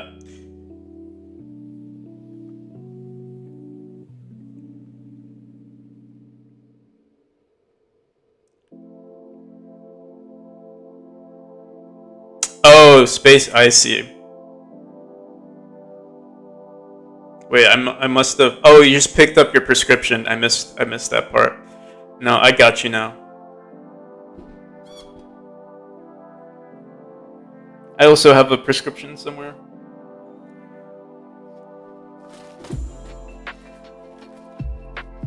It's a edible prescription,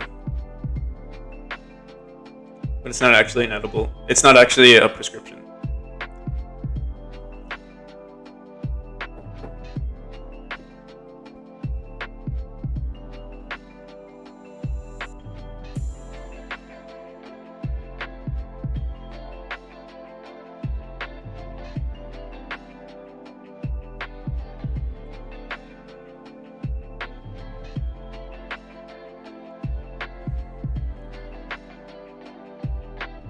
Oh, can you playtest the game, the gem game? Yeah. So I'll probably we usually playtest each other's games. So everyone who submits, basically how the jam works is you submit your game, and then once the jam is over, we have like a week-long voting period.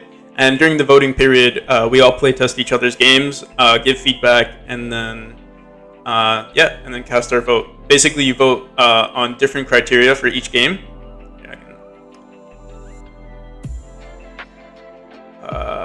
Dashboard.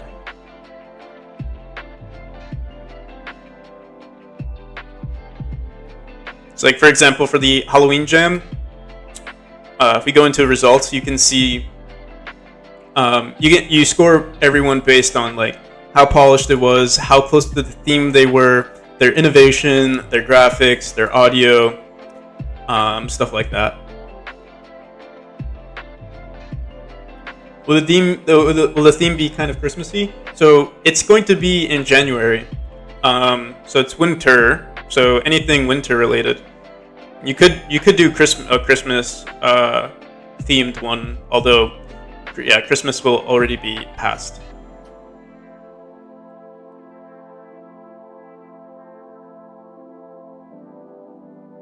Oh yeah, it definitely can be sleepy. If I wasn't on, 200 milligrams of caffeine and drinking tea continuously, I probably would fall asleep at this point. But I also, I think you guys hear the music a little louder than I do. Like, for me, it's relatively low. So you can see my volume's at 30, 38. And then on top of that, on Spotify, it's at 50%. But, when I stream on OBS, it grabs the, like, I guess it doesn't grab this volume here. It just grabs what the file or what the software is actually playing. So you guys hear it at like 50%, and I hear it at what, like 30%.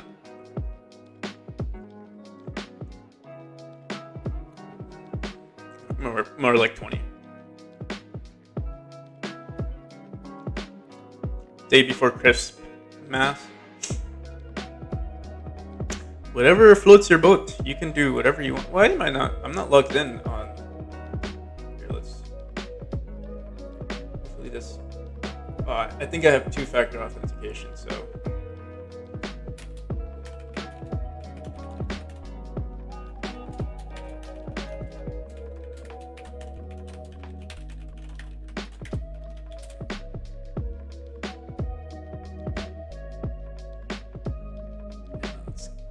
This code really quick.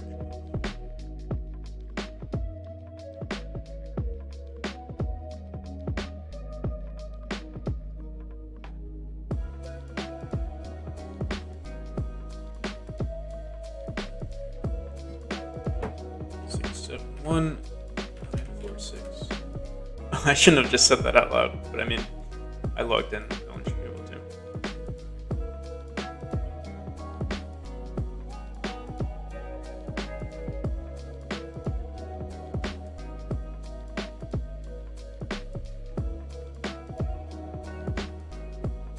Nothing important has happened.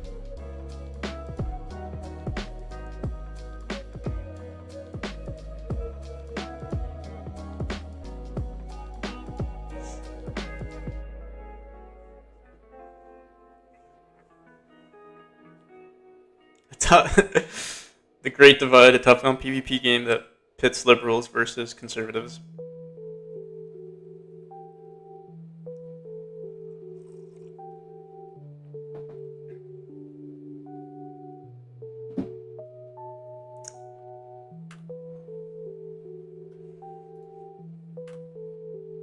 So if it's a PvP game, you should do like whoever wins decides the future of our government.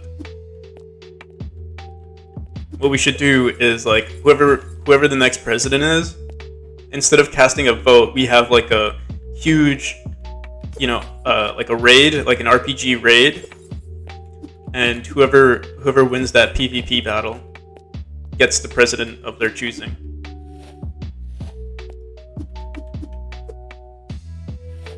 Oh my goodness. So yeah, we've gotten so distracted. I wanted to look for assets, and I just... Oh, but I had an idea. We do have this I don't know if I added it to the game just yet, but I do have this cool collection. Let me see if I can find it here. It's gonna be in my downloads.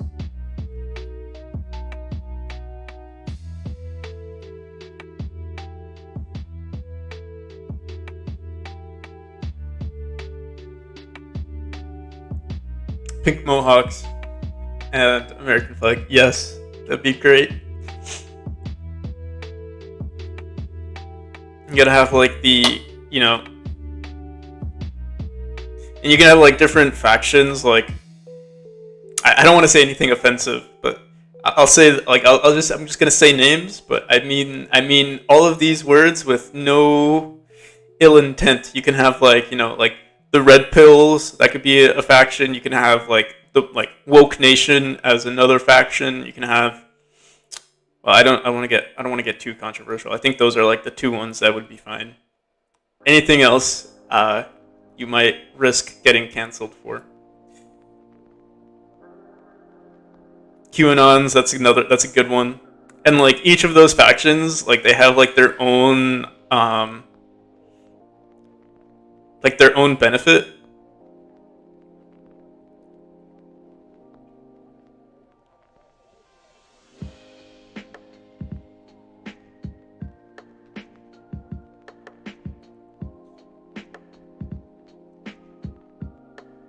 As long as you I don't know, like it could get ugly really quick.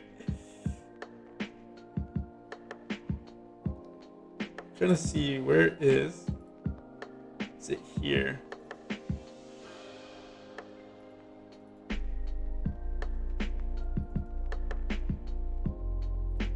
All right, yeah. So yeah, we you can see we used this as our tombstone. This was a little we shrunk it by a few or by a bunch of pixels. Like we scaled it down times two or divided by two. Um, but then we also have these, and I feel like this would be really cool as like a collectible or like an important artifact kind of thing. But this is almost this is a pretty large image, so I don't know if we would want to make it that big. But I do want to like scale everything up. I think it would not scale everything up, but like make things larger in our game. So like you can see currently in the game, like everything seems to be proportional with like the player. Like like I mean, even this tombstone is like it's the same height as the player. This orb here, or like these platforms, it looks pretty realistic. I do want to add like monuments and stuff, or like things in the background, or like like these boxes are pretty normal sized, maybe slightly bigger than the player, but like um, having something that's like uh, 3 to 5 times bigger than the player would be pretty cool, and this object right here would be pretty big. We could try it.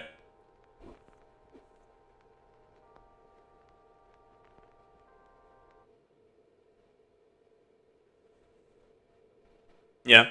The Proud Boys would have, I feel, like a unfair advantage.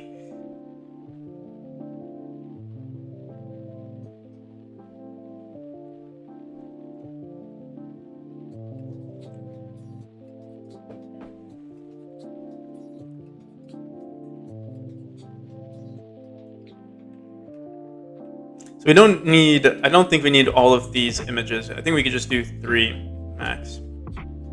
We'll try uploading it with this size right here, but this might honestly be too big. We'll try it out.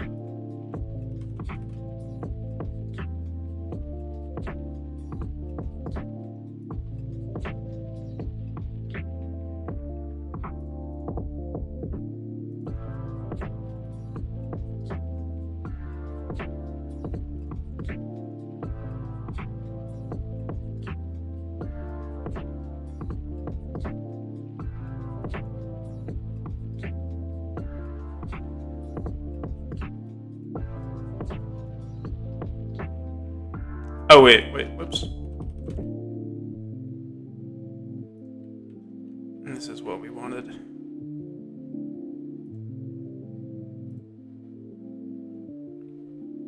We'll call this what? It's not necessarily. This actually isn't a collectible. It's just like important. Let's call it import. Let's call it monument for now.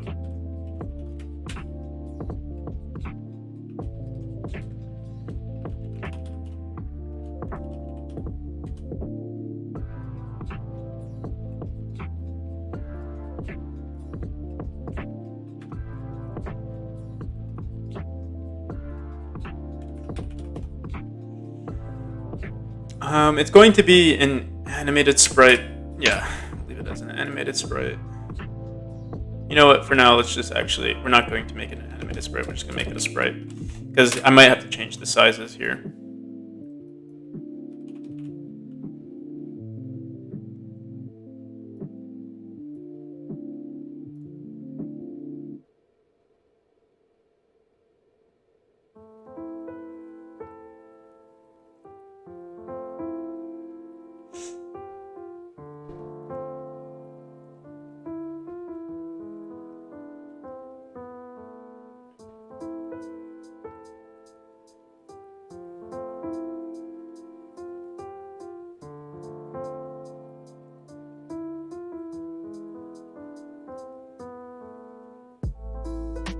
Do I think people would like a pseudo 3D Duke Nukem style war game? It's been increasing in popularity lately, so I don't see why not. Like, there's always going to be a market for like if you're trying to release it commercially, there's always going to be a market for it. I saw this really cool it had a similar like Duke Nukem style or like Doom style, but it was just so like the artwork was just so pretty, and like the animations look nice.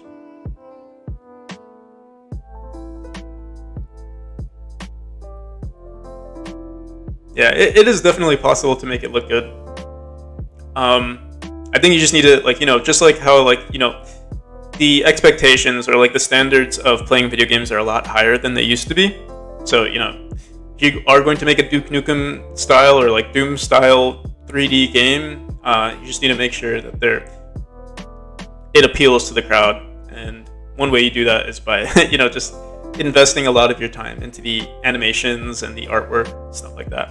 I mean, or either that or invest a lot into the mechanics. If the mechanics are really good, the people who are into that style they care more for the gameplay than the art style. You're always going to get people that don't like the art style, though. That's the only thing.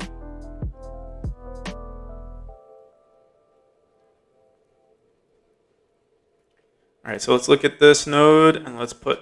Oh, we already put it in. Animation H-frames is 3, and that's what it looks like. And we're gonna add a hitbox to it and everything. But for now, let's just put this. We'll save it into nodes because I think we are going to add this to our game eventually. Scenes.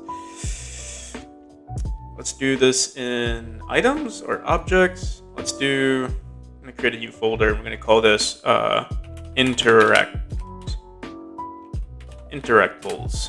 We'll save this as monument. Oh, you know what I might do instead? So for the Kickstarter, I wanted to add people's names to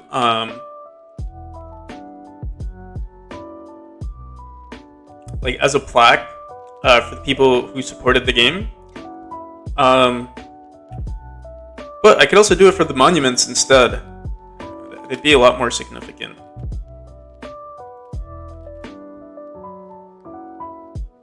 Next big hurdle is chunk loading in multiplayer. Yeah, I've never dealt with multiplayer games and the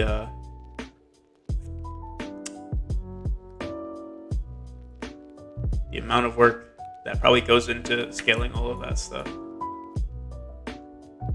Alright, so yeah, we would put like a monument right here, so let's try it.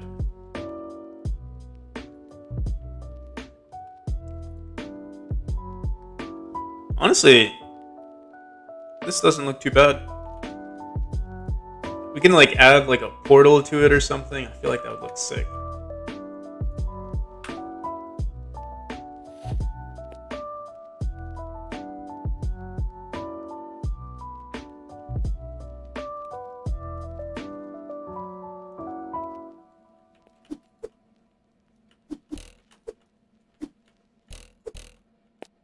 So that's what it looks like. It doesn't look like much yet, but I think this looks actually really cool. I don't know what I would add inside of it. Maybe like a little thing floating around in the center, and then it would also be cool, like a little like ray of light that came out. And then maybe we can open up this little section right here, and that ray goes out. So what I plan on doing with these monuments is if you activate all of them in a single room, or I guess maybe not in a single room, but in a single map, it unlocks like a secret ending at the end of each level, at the end of each like chapter, and you'll find a secret room with like another challenge for collectibles.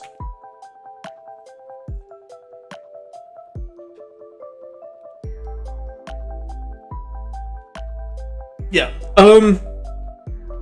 I might be mentioning the Kickstarter a bunch, because I am working on it, but I don't expect anyone who watches my streams, don't feel like you're required to donate or anything like that.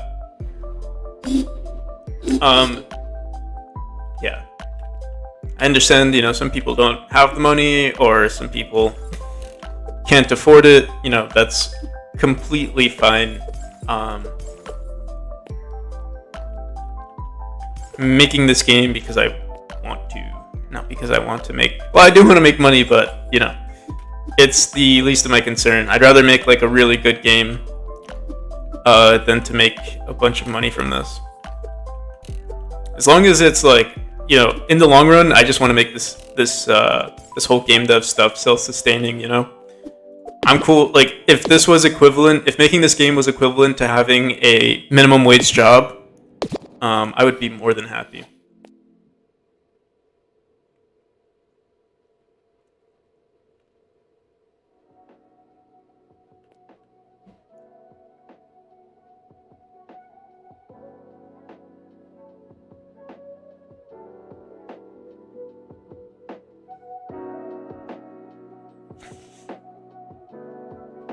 Yeah, yeah. It is a good way to show support. I mean, not show support, show appreciation for support.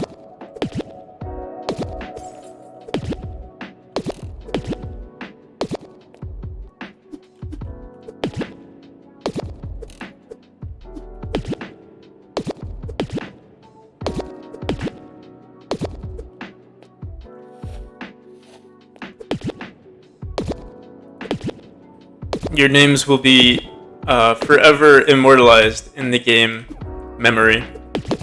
Forever in the memory of memory.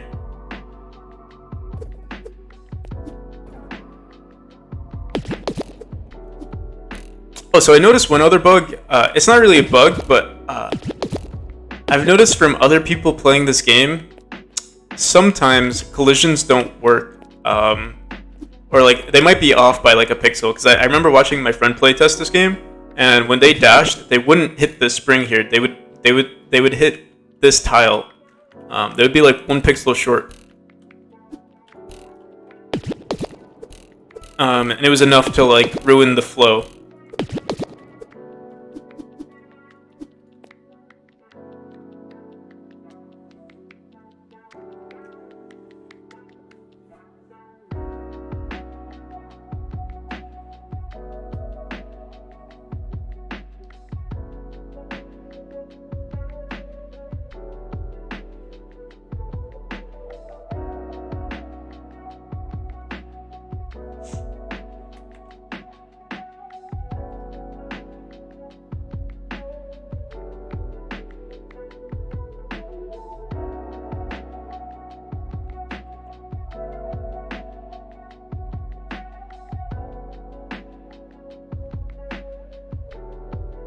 Thanks, Waffle. Appreciate it, man. Yeah, I mean, I don't want to like.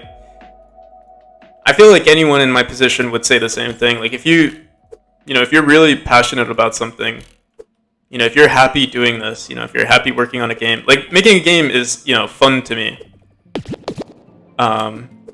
If you can get paid, so many people say, "Oh, I would love to get paid to play video games," but making video games feels like playing video games to me.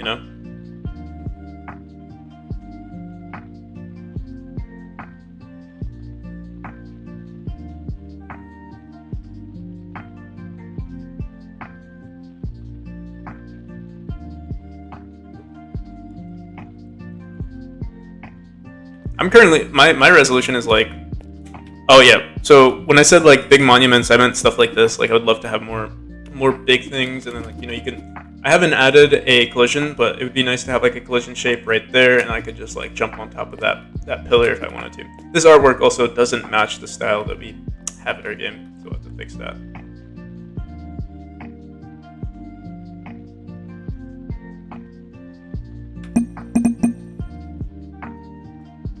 All right, so we have the collectibles. It doesn't do anything just yet, and we don't even have. I'm trying to think. We would have to save this as like a global object and save that. So maybe we would have to like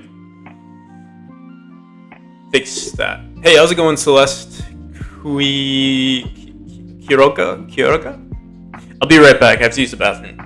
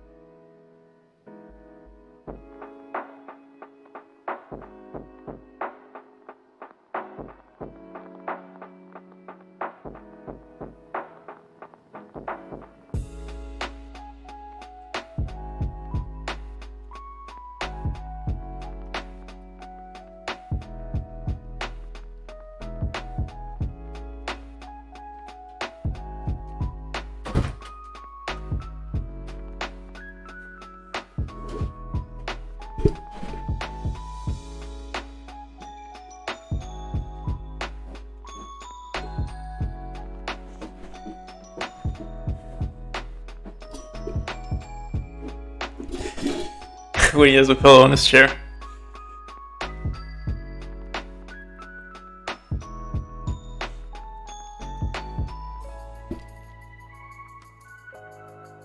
Yeah, honestly, this has been like my favorite computer chair. It's not even a computer chair. It's like a, you know what it looks like to me? It looks like one of those like hospital waiting chairs, or like hospital lobby chairs, or just yeah, like a lobby chair.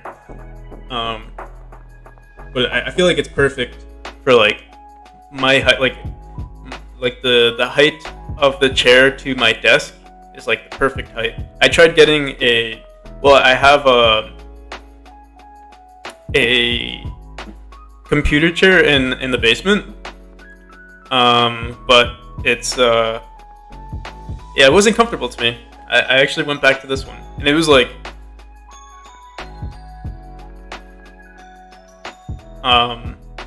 no, I just didn't like it. It was a high quality computer chair as well, and it was like one of my family members, but yeah, I didn't like it. I went back to this one. How tall am I? I'm like 5'7", 5'8", 5'8" on a good day.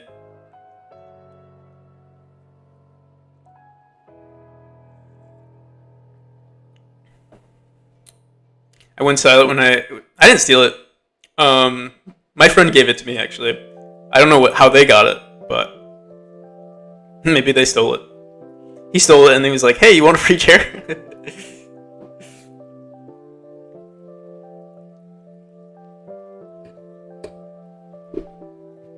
Yeah, I remember. I had a computer chair before he gave it to me, and yeah, when he gave it to me, I was like, "Oh shit! I actually like this chair way more than my computer chair." And then I switched it, and it seems like it's a. I mean, it has like padding on it.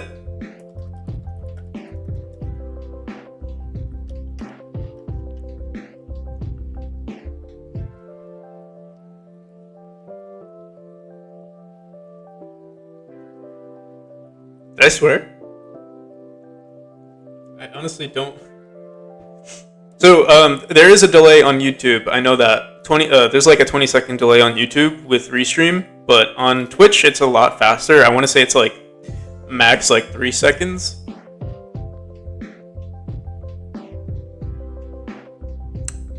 Computer fans are sentimental about the chairs. Yeah, I saw this a while back, but I didn't respond. That's more of a my brain delay than a stream delay.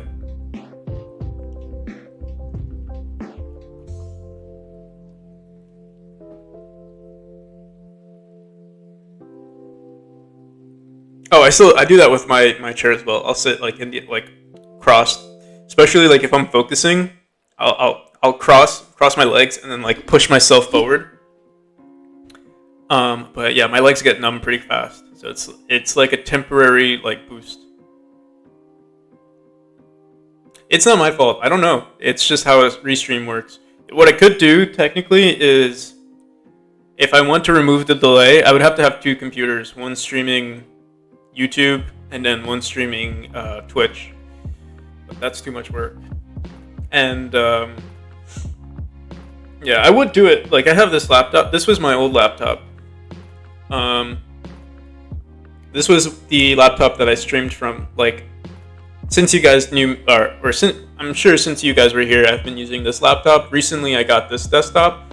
I got this desktop. Like some family members gave it to me, like with like spare parts and stuff. Yeah, this is my new one, and it's pretty nice. It's more powerful. But yeah, this one I use. I still like this one, but my friend recently he broke his computer, so I'm gonna give this one to him to like borrow. Otherwise, I would have streamed. I would have done like a double stream. I do have another laptop, but it's not like a gaming laptop or anything like that. It's like yeah, just like a simple personal like school laptop basically.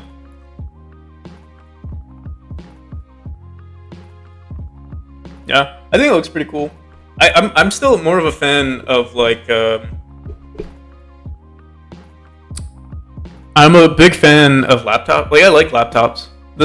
I loved this baby. This was like I loved it, like the stickers that I put on it.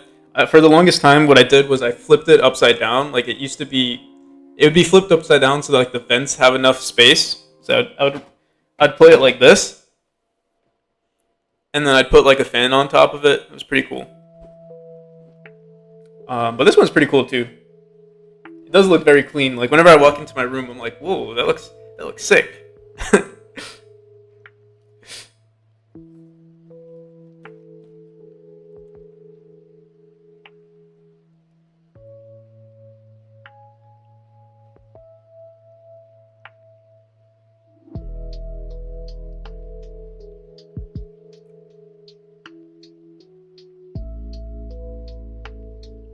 It's very weak though, 4 gigabytes of RAM, i5 3200 processor. Honestly, I don't know too much about CPU processors, but I'm sure that's old.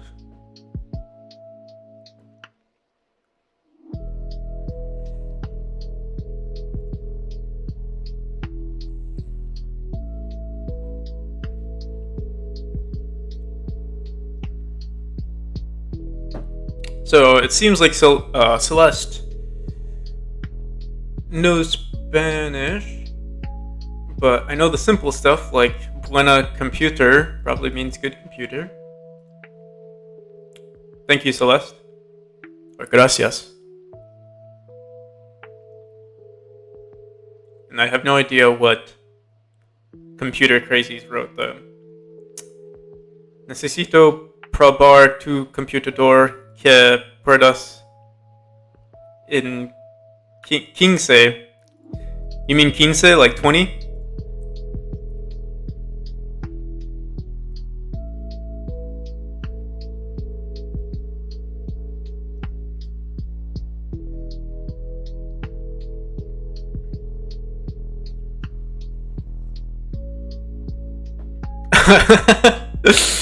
Shows how much I know. I know Spanish. My family is as funny as my oh yeah, 20 is 20. Yeah. My family is Spanish, or like part of my family is Spanish, but I never learned. Or I mean, honestly, I took Spanish for like 4 years in high school. I think I know enough to like I understand a decent amount of it, but when it comes to speaking, I'm a little slow. I also feel like it's like part of it is like the embarrassment of speaking Spanish or like any other language. Like, okay, what? This messed up. Let me see again.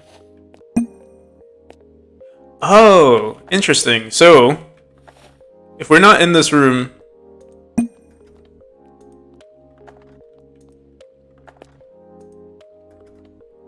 we'll have to look into it.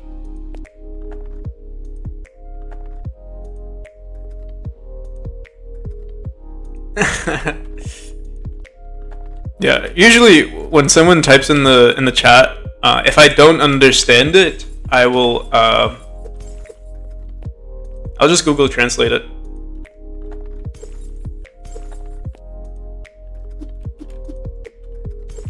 It's usually like Spanish is not too difficult to understand if people are writing, you know, like simple terms, but sometimes people are writing in like Russian or like Arabic or something, and yeah, that's when it gets a little, well, definitely difficult.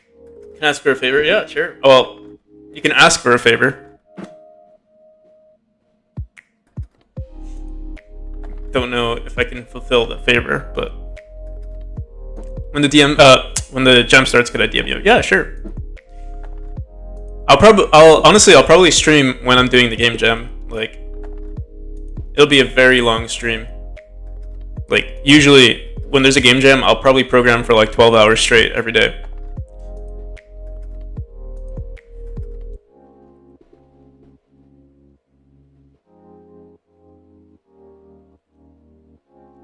Yeah, 12 hours. I used to do like very long streams. Yeah, on Reddit. Especially, yeah, like if it's a game jam, I will keep streaming, keep working on my game. Not 12 hours, maybe not 12 hours, but like 12 hours, not 12 hours straight, but like 12 hours of streaming, like in one day. So I'll do like maybe 4 hours, another 4 hours, and another 4 hours. Scared to ask what time I woke up today. It wasn't too. I think I woke up at, I want to say 12.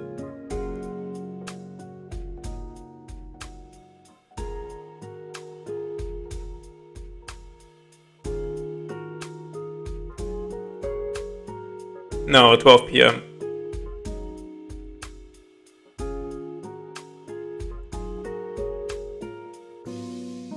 Yeah, I go to sleep late. It's a habit. We can fix it though. All I need to do is just... No, 12 p.m. is noon. 12 a.m. is midnight.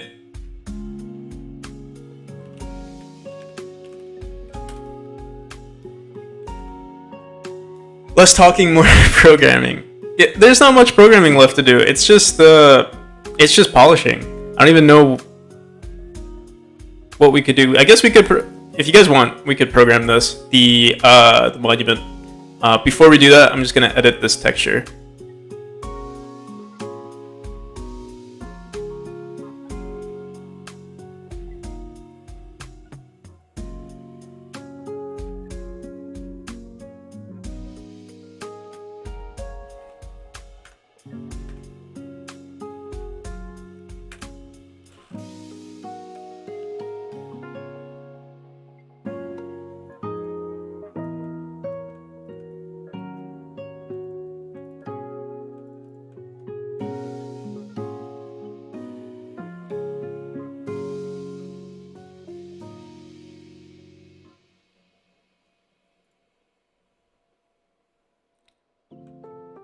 Is that right?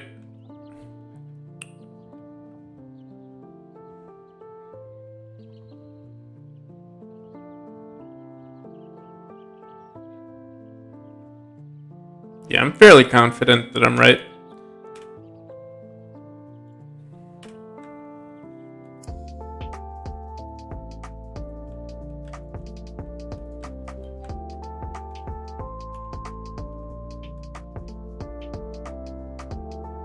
I made them white. So I was planning on adding some sort of white animation to them. We're gonna do it via code though. So I was gonna add like a ray coming out from the center here. So like, since it's a circle, it'd be nice to have like, you know, some magic happening right here. Magic happening here, and then it like beams out like that. But that comes with time. We'll program it. We'll code it in first. Like code what we want it to actually do.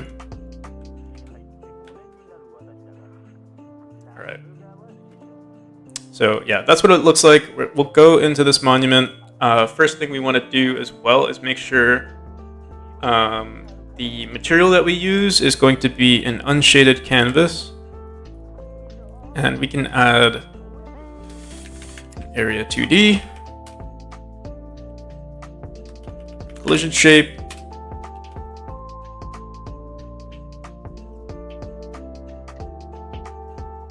I think we'll leave it like this. You don't have to grab like the whole thing because you have to collide with it to actually make it work.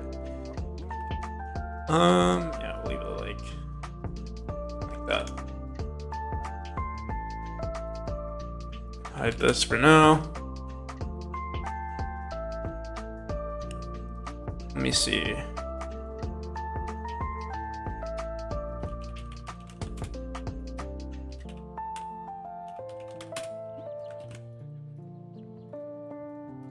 All right, so how do we want this monument to work?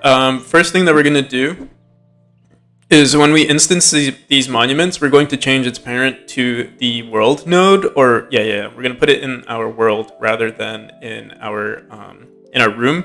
That way, if it already exists, or if it's already activated, we don't want to make sure that it like runs any of its code again. This might make the game.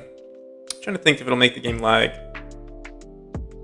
I mean, actually, after we've already activated it, we'll just disable like any functions that we're running on it. And maybe what we'll do is, Yeah, we can still have a reference to it in our room. Basically, we'll iterate through it in our room in our ready function. Let me see. Disable children, get connected lamps. Yeah, we could run it here.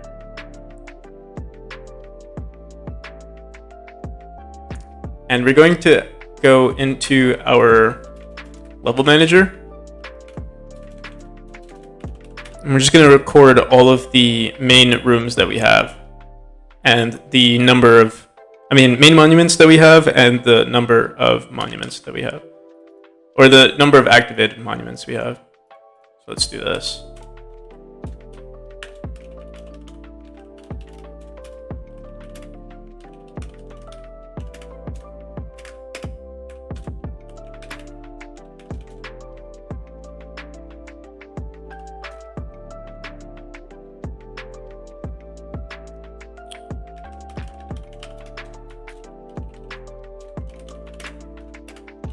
We also might want to keep an array of the monuments.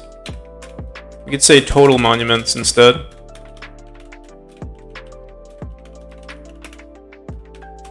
And var monuments.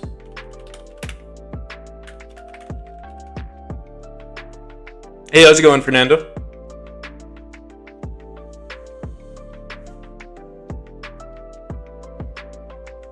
You have proof of me swearing.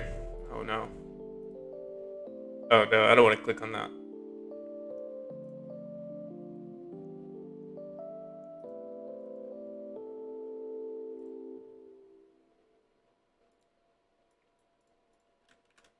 Can't you swear in PG-13 anyway? As long as it's not like super inappropriate. All right. So what we'll do in our ready function is we'll say total. We'll say level manager dot total monuments plus equals 1.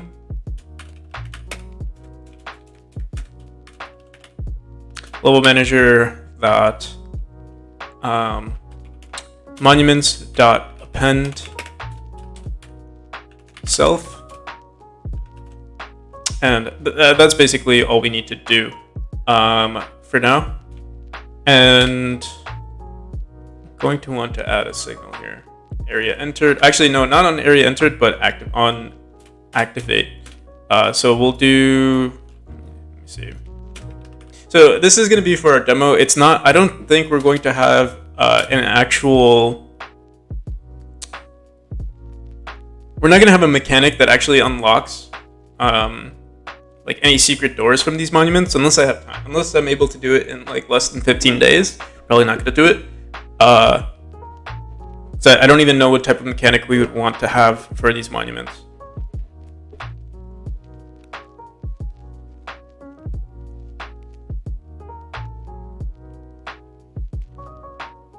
I'll see you, computer crazies.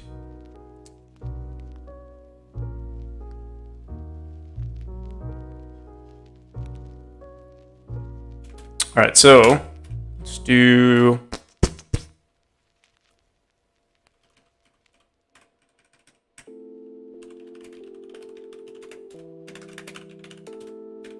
So it's gonna be kind of similar to our tombstone where we check if it's activated or not. Do we want to have like the player press a button to actually activate? I think that would be pretty cool actually. So we will do that. So let's add an area entered. We don't necessarily need, yeah, let's do an area exited as well.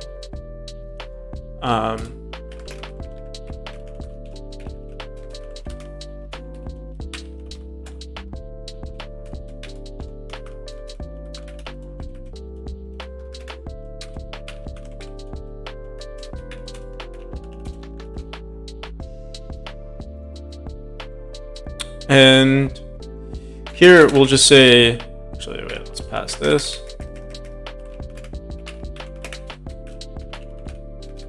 We should actually make a class for interactables. Right now it's just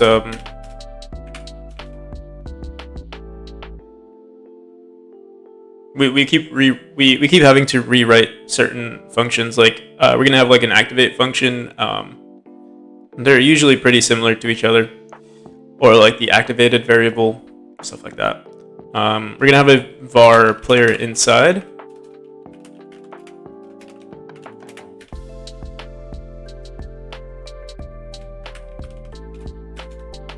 Oh, wait. We don't actually need a player inside. How we've been doing it is we have our player activating it instead. So we don't need this.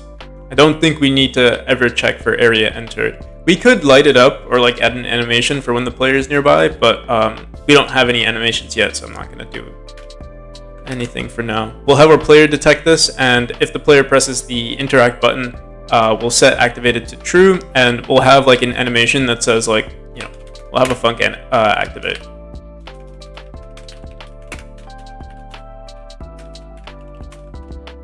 And we don't need a func deactivate because once this is activated, it's never going to happen again. But what we do need to do is in the ready function, we need to make sure that it's a child of our world.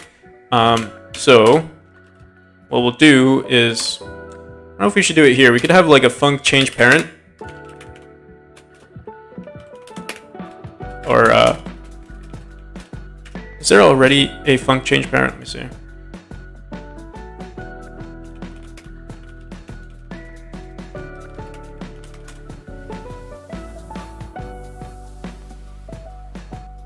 Okay, yeah, we'll do it here.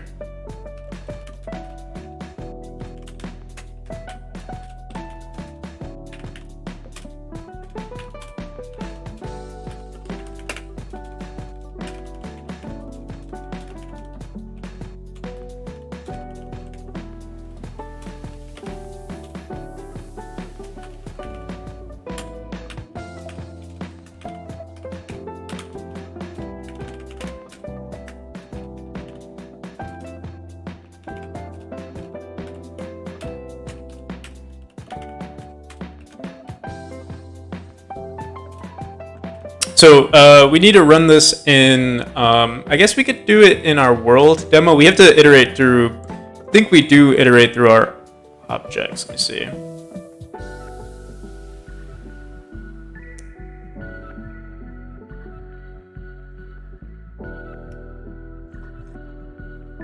And we're also gonna have to rewrite this eventually if we have a saving system, so that these certain monuments that are already activated, if you like restart the world, it should stay activated. So we'll have to save some of this information. But I don't even have a saving system yet, so we're gonna ignore it. Yeah, we do need to change this parent. We could add this to a group. We could just say level manager, or literally here we could just say monuments. And then what we could do in our world demo in the ready function is iterate through our, let's see.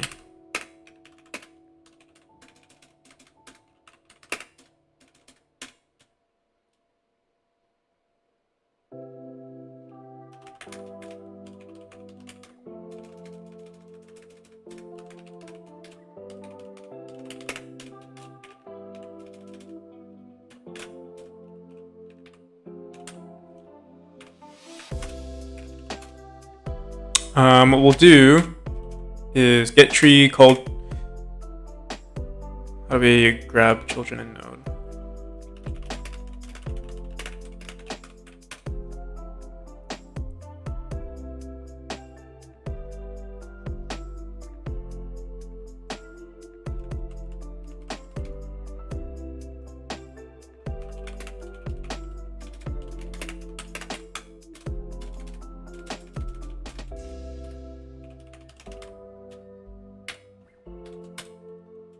For monument in get tree, get nodes in group monument, monument dot change parent.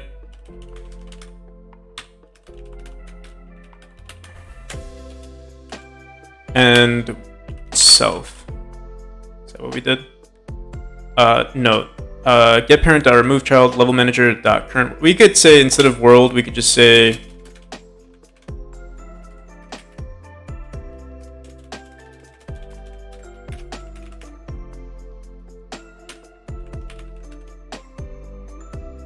add child. Save.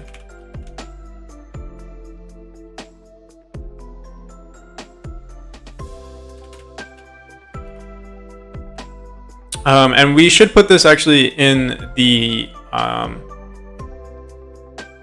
instead of saying self, we'll say change parent of objects. Let me just add that really quick.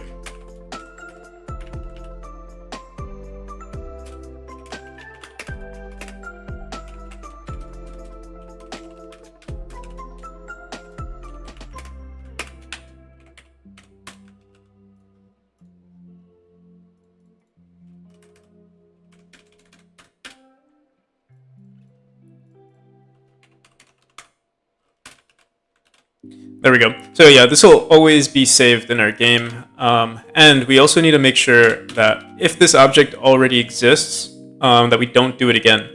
So I think technically what we could do is in our ready function, how do we want to do this?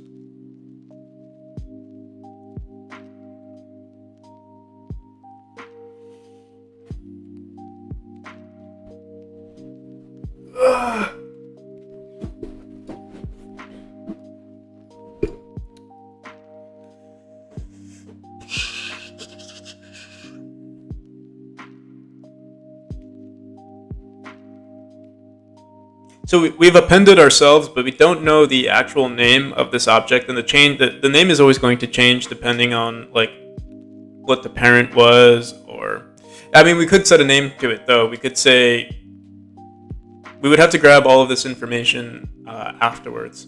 Like basically in change parent, we have to check if this object already exists. So maybe we can give a reference to it. We would say like node plus room name, if node plus room name, or I mean, yeah, if room plus node name or room name plus node name exists in our array, then we'll delete it.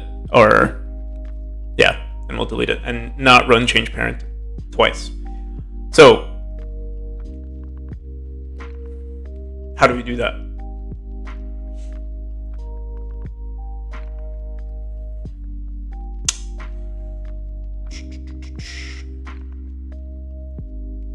Get parent dot remove child self node dot add child.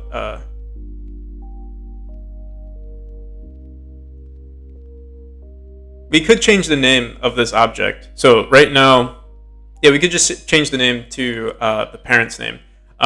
So what we'll do here is say, we could say like node path. I think that's a thing. If get path is equal to the path of the object, no, but we would have to customize it. So let's do this.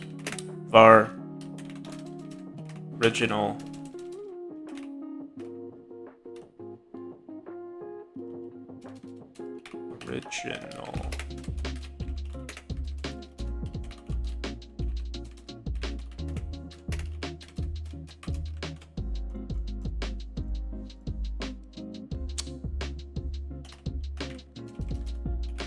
So before we remove it as a child, we'll say original path. Oh my goodness.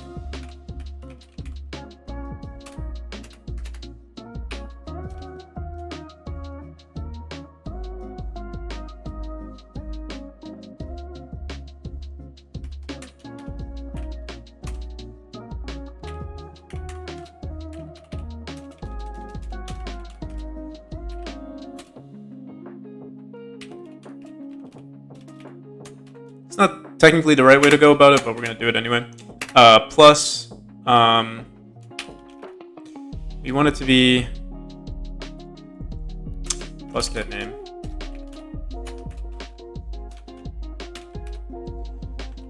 Leave it like that. Original node path. And then what we'll do here is we need to make sure that we iterate through each of our parents, or each of our monument nodes, and see if it exists anywhere. So we'll say for monuments,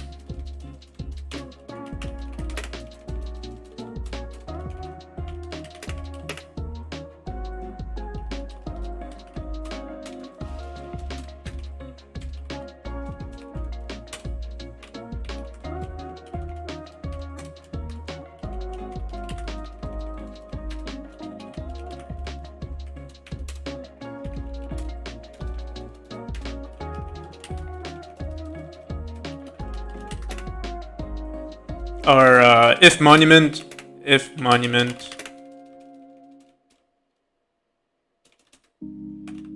we'll have a var don't add, or a var.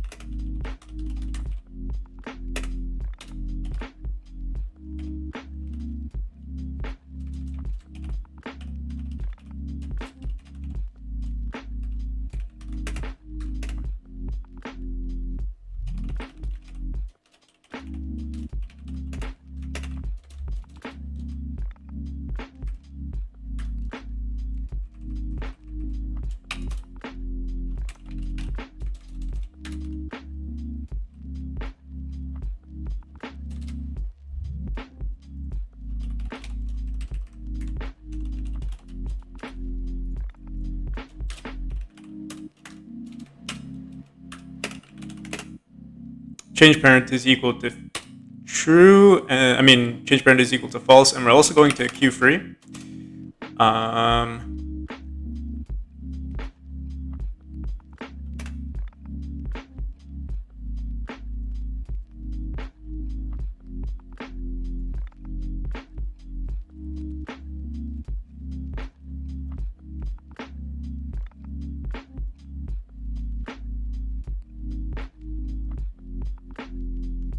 I wonder if this will make us crash, putting it in the loop. Just in case.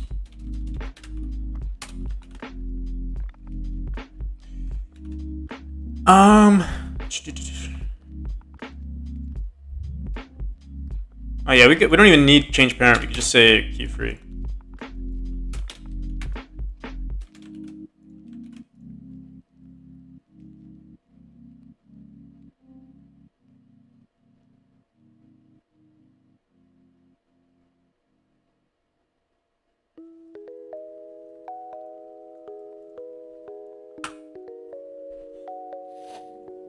So I don't know if there's any way for us to tell that this exists. It's like we see one here, we restart. Let's do this.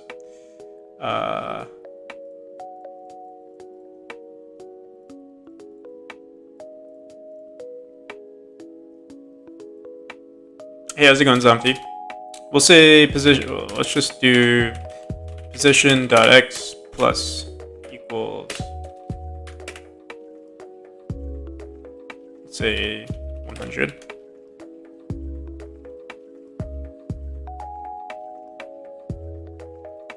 Let's spell it correctly. So we should get only one instance of this. Let's see.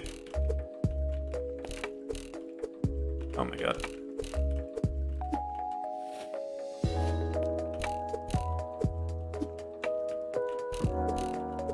Wait, it didn't even move.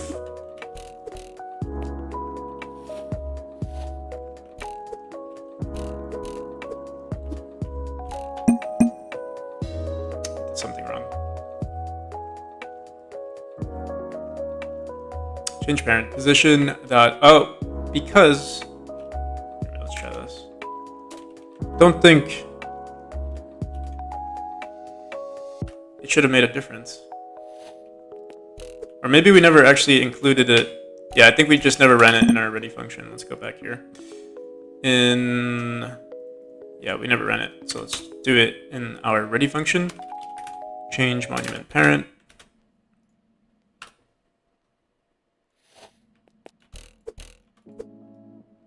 Still, what the hell?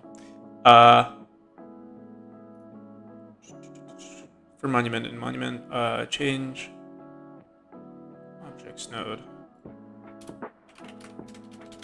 We won't even see this printing because there's just so much stuff going on.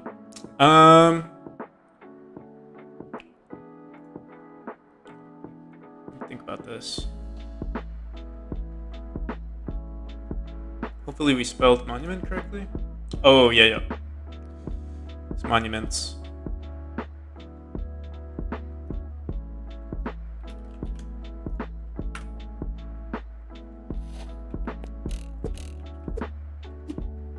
So as you can see, it has disappeared from the face of this Earth at the moment.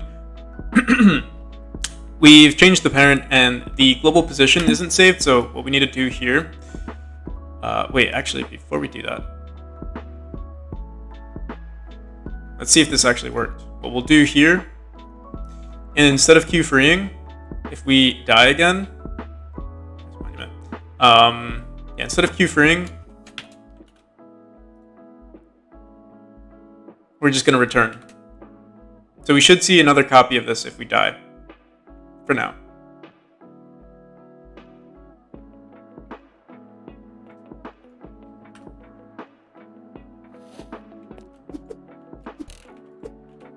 So yeah, at the moment, we don't see anything. Oh, wait, what?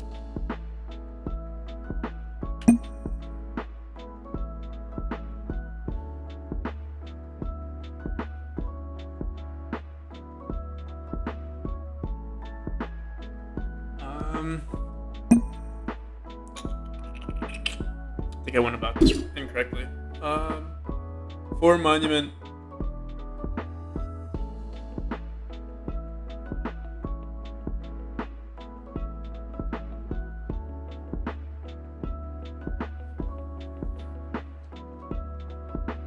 So we've added this to our group. So maybe what we'll do instead is we should add this to the group afterwards. Like after we've added it as a child, so we'll do that. Monuments, self.add to group, monuments. There we go.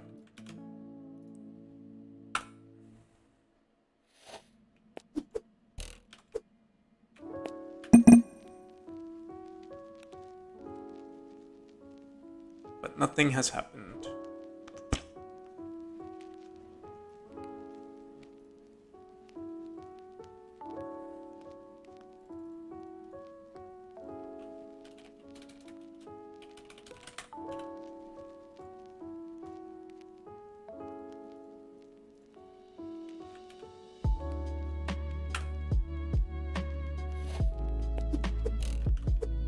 Why is it still there? Oh yeah. It should be. Should it be there?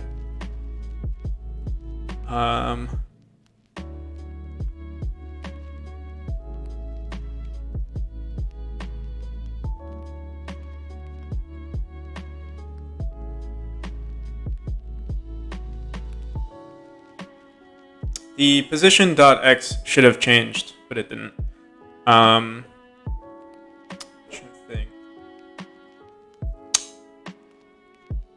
No way, I'm still live. How long have I been streaming? Hasn't been that long, has it?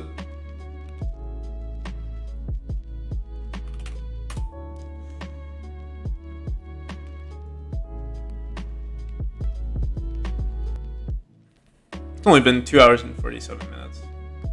That's nothing.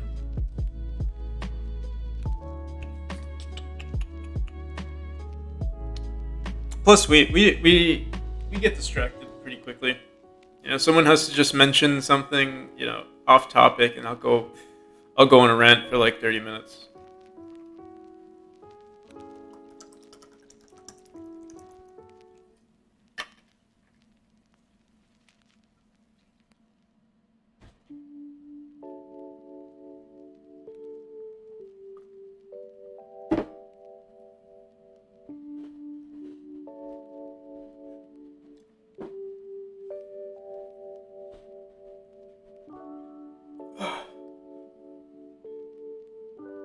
What I've been working on. So we're working on adding monuments to the game, but we need to make sure that these monuments are unique. Usually how things work in our game is if you die in a room, the whole room gets reset, but these objects need to stay like static, like they need to be in the world no matter what, and they can't change.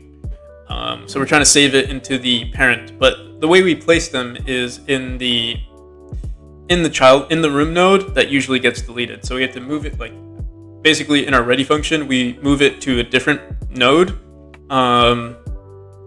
so that we can preserve it. It should work, unless I'm missing something. We get parent, remove child self, and then node.addChild, and then the position of this object should move 100 pixels. The thing that's happening is that change parent actually doesn't run because as we're iterating through these monuments, they're not there anymore. So we can, I'm trying to think, we could have another group of we could have two groups. We can have a active monuments and then I don't know, not activated monuments or something like that. I'll be right back. I have to use the bathroom again. But yeah, it's because we don't have this object just yet. I guess that's why we added the original node path. So maybe we can iterate through that. We'll see. I'll be right back.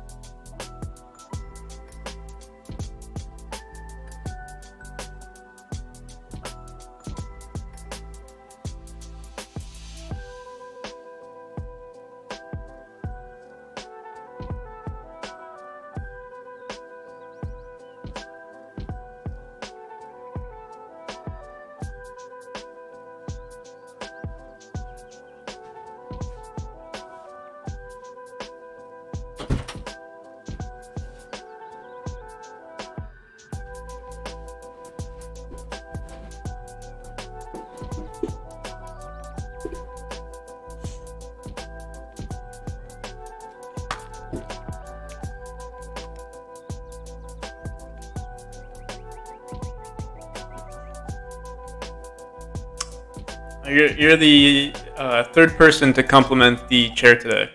Thank you.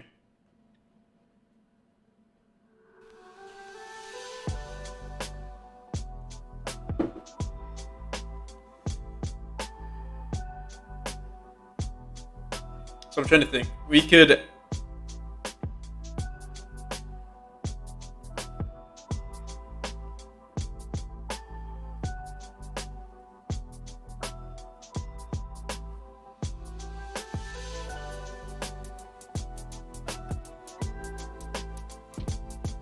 Instead of adding it to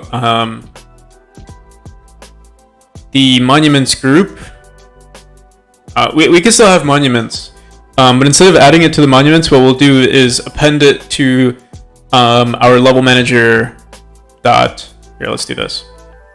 We'll say for monument in level manager dot monuments. We'll remove this by default. We'll add manage groups. Why does it say we don't have any groups here? Whatever. Monument. Monu.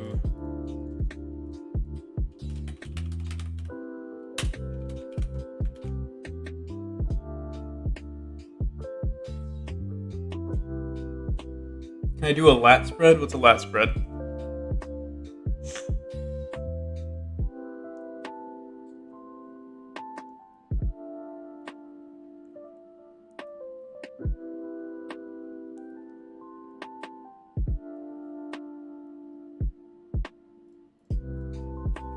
Probably not if you're asking if I don't even know what it is.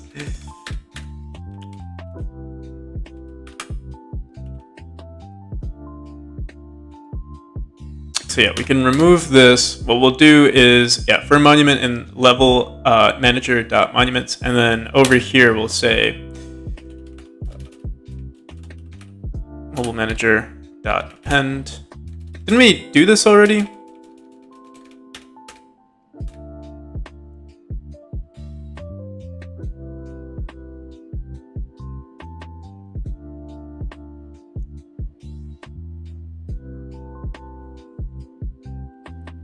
Don't know a lat spread. You're gonna make me Google this.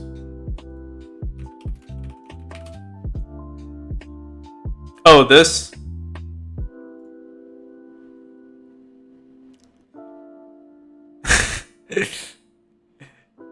I could do one. Are you asking me if I could show you myself doing a lat spread? You know, I went to the gym yesterday, but I haven't been going lately.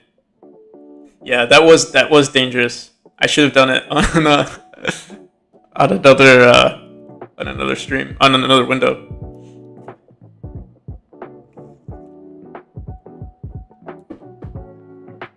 Doing pull-ups was like my most favorite. At a certain point, it was my favorite workout. Now it's now deadlifts are like my favorite workout.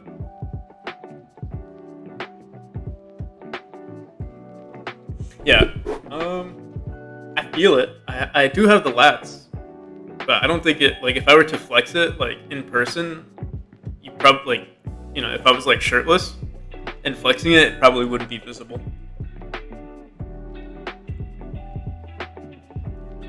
But I'm not gonna take off my shirt on stream. I could do 100 push-ups, I think. That'd be fun. I was actually thinking of doing that, like a stream where like every 30 minutes I did a workout. Maybe we'll do that. Like, that'd be a fun thing, because like since I've been focusing on my game lately, I haven't been going nearly as much. Like yesterday was the first time I went in like 2 weeks. And it's because I'm like dedicating so much of my time to this game right now. Like, by the time I'm done with this stream, it's dinner time, and then after dinner you're like, oh, I'm so late. Like, you know, you get into a food coma, and you don't want to leave the house.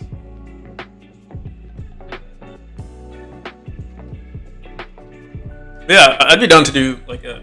No, I'm not gonna do it right now. I don't want to embarrass myself in case I can't do 100 push-ups. I know the max, like, I'm fairly confident I could do 100 push-ups. Obviously not like in a row, but I know I could do 70 push-ups in 2 minutes.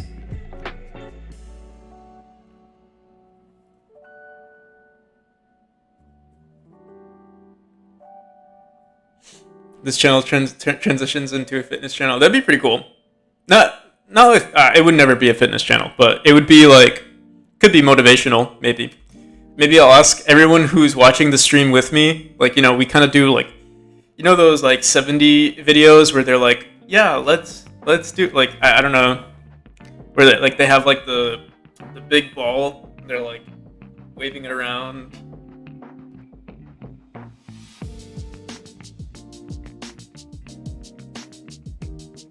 Hey, you gotta start somewhere. 25 in a row. That's still pretty good.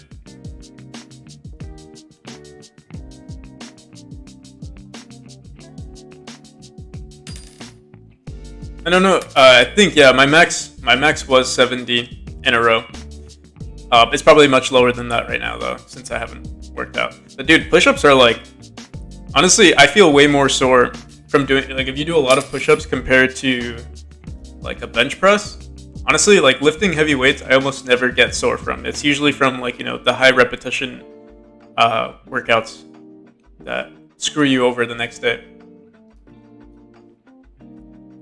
All right, so for monument in level manager.monuments, if the monument node path is equal to, we'll say, the original node path, then we'll queue free. But then we need to make sure that we're adding this object. So right now in our world demo, I think, oh no, we're not. Okay, so yeah, what we'll do here is before we return, we'll add the positioning, and we'll say level manager dot, level manager dot append. Oh, sorry. Level manager dot monuments dot append.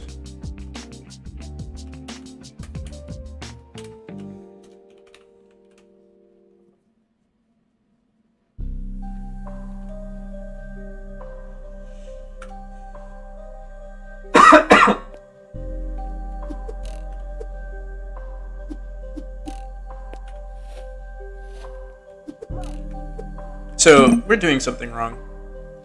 I don't know why I'm using so much brain power for this. Like, first things first, we're not even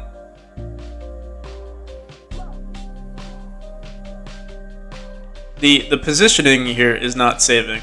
Position.x plus equals 100.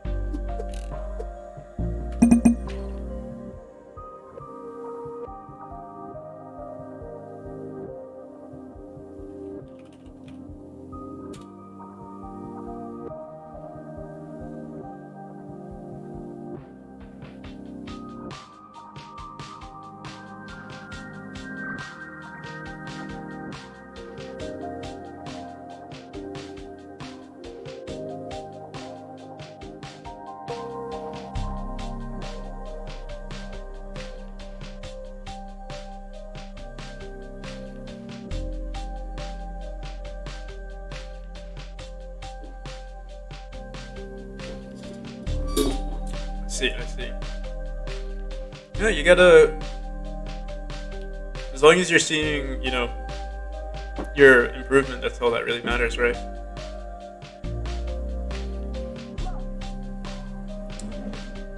So I'm not sure why this is not working. I don't think adding self would make a difference. Shouldn't.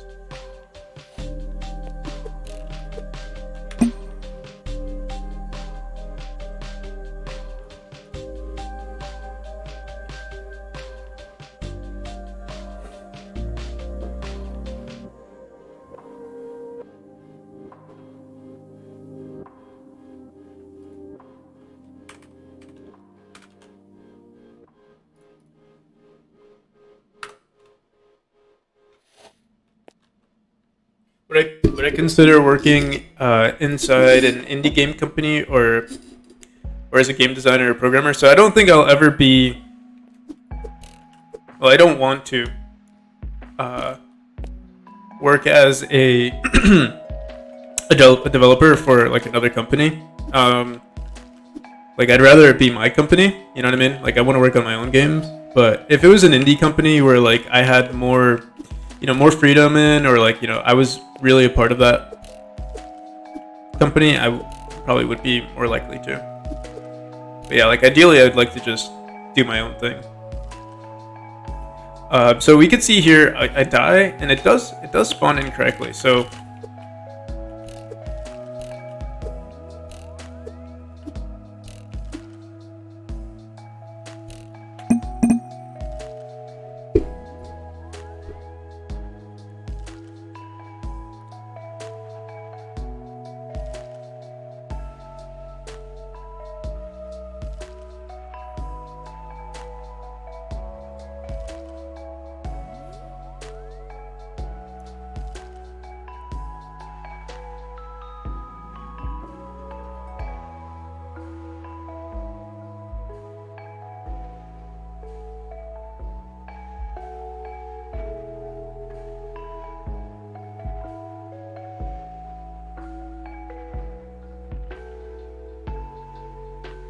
monument.change parent original path is equal to get parent, get name, plus get name. Okay, so another thing that's an issue is that if we already exist in this group, we're iterating through it twice. I think I'm gonna take a break here, and we'll figure it out later, like maybe in like a couple of hours or so. It shouldn't be. I think I'm just overthinking it right now. But I will raid someone right now since we have a decent amount of people watching.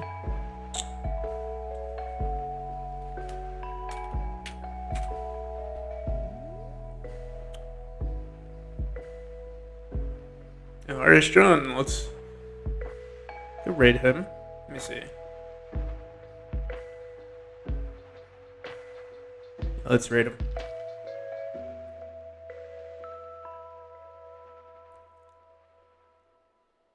I'll see you, Juho. It's show danger mouse.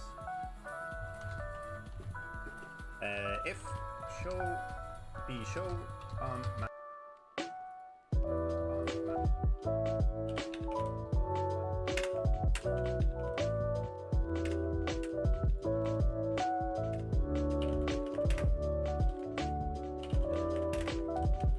Alright, I'll see you guys.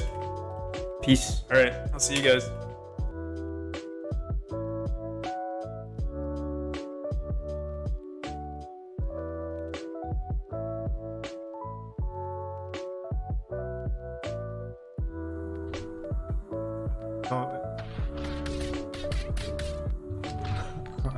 Fucker.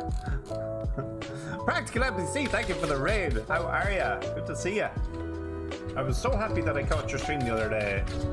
Stuff you were working on is fucking cool. Pretty cool. How are you keeping? Good to see you. How was your stream? What were you up to? NPC. Guys, if you haven't already wastelisted memory. Memory or memory? How do you like it said? Ooh, fresh meat took down tanker. Nice. Thank you for the cursors as well. That's wonderful.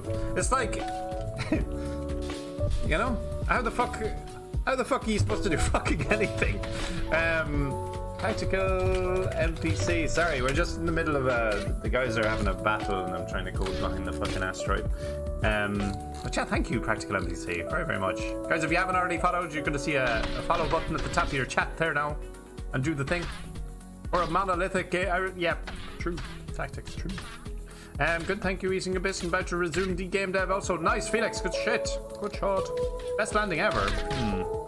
Did you make 4 more yesterday? Can you reapply? No. There's still about 4.5, I think. 4.5 after. Off. 3.7. Wow, it's improved so much.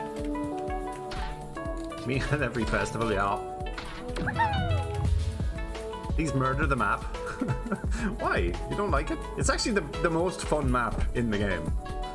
ET dubs. It's very, very fun. He's enjoyed it though, Tanker and Freshy, and I'll address you. Whoever is anonymous there, whoever that is, what you can do is you can play the drop game one time, and then you'll be entered in and your name will appear there. Practical NPC just fecked off. He raided and fecked off. Can you believe it? Can you actually feck him? There he is. Never mind.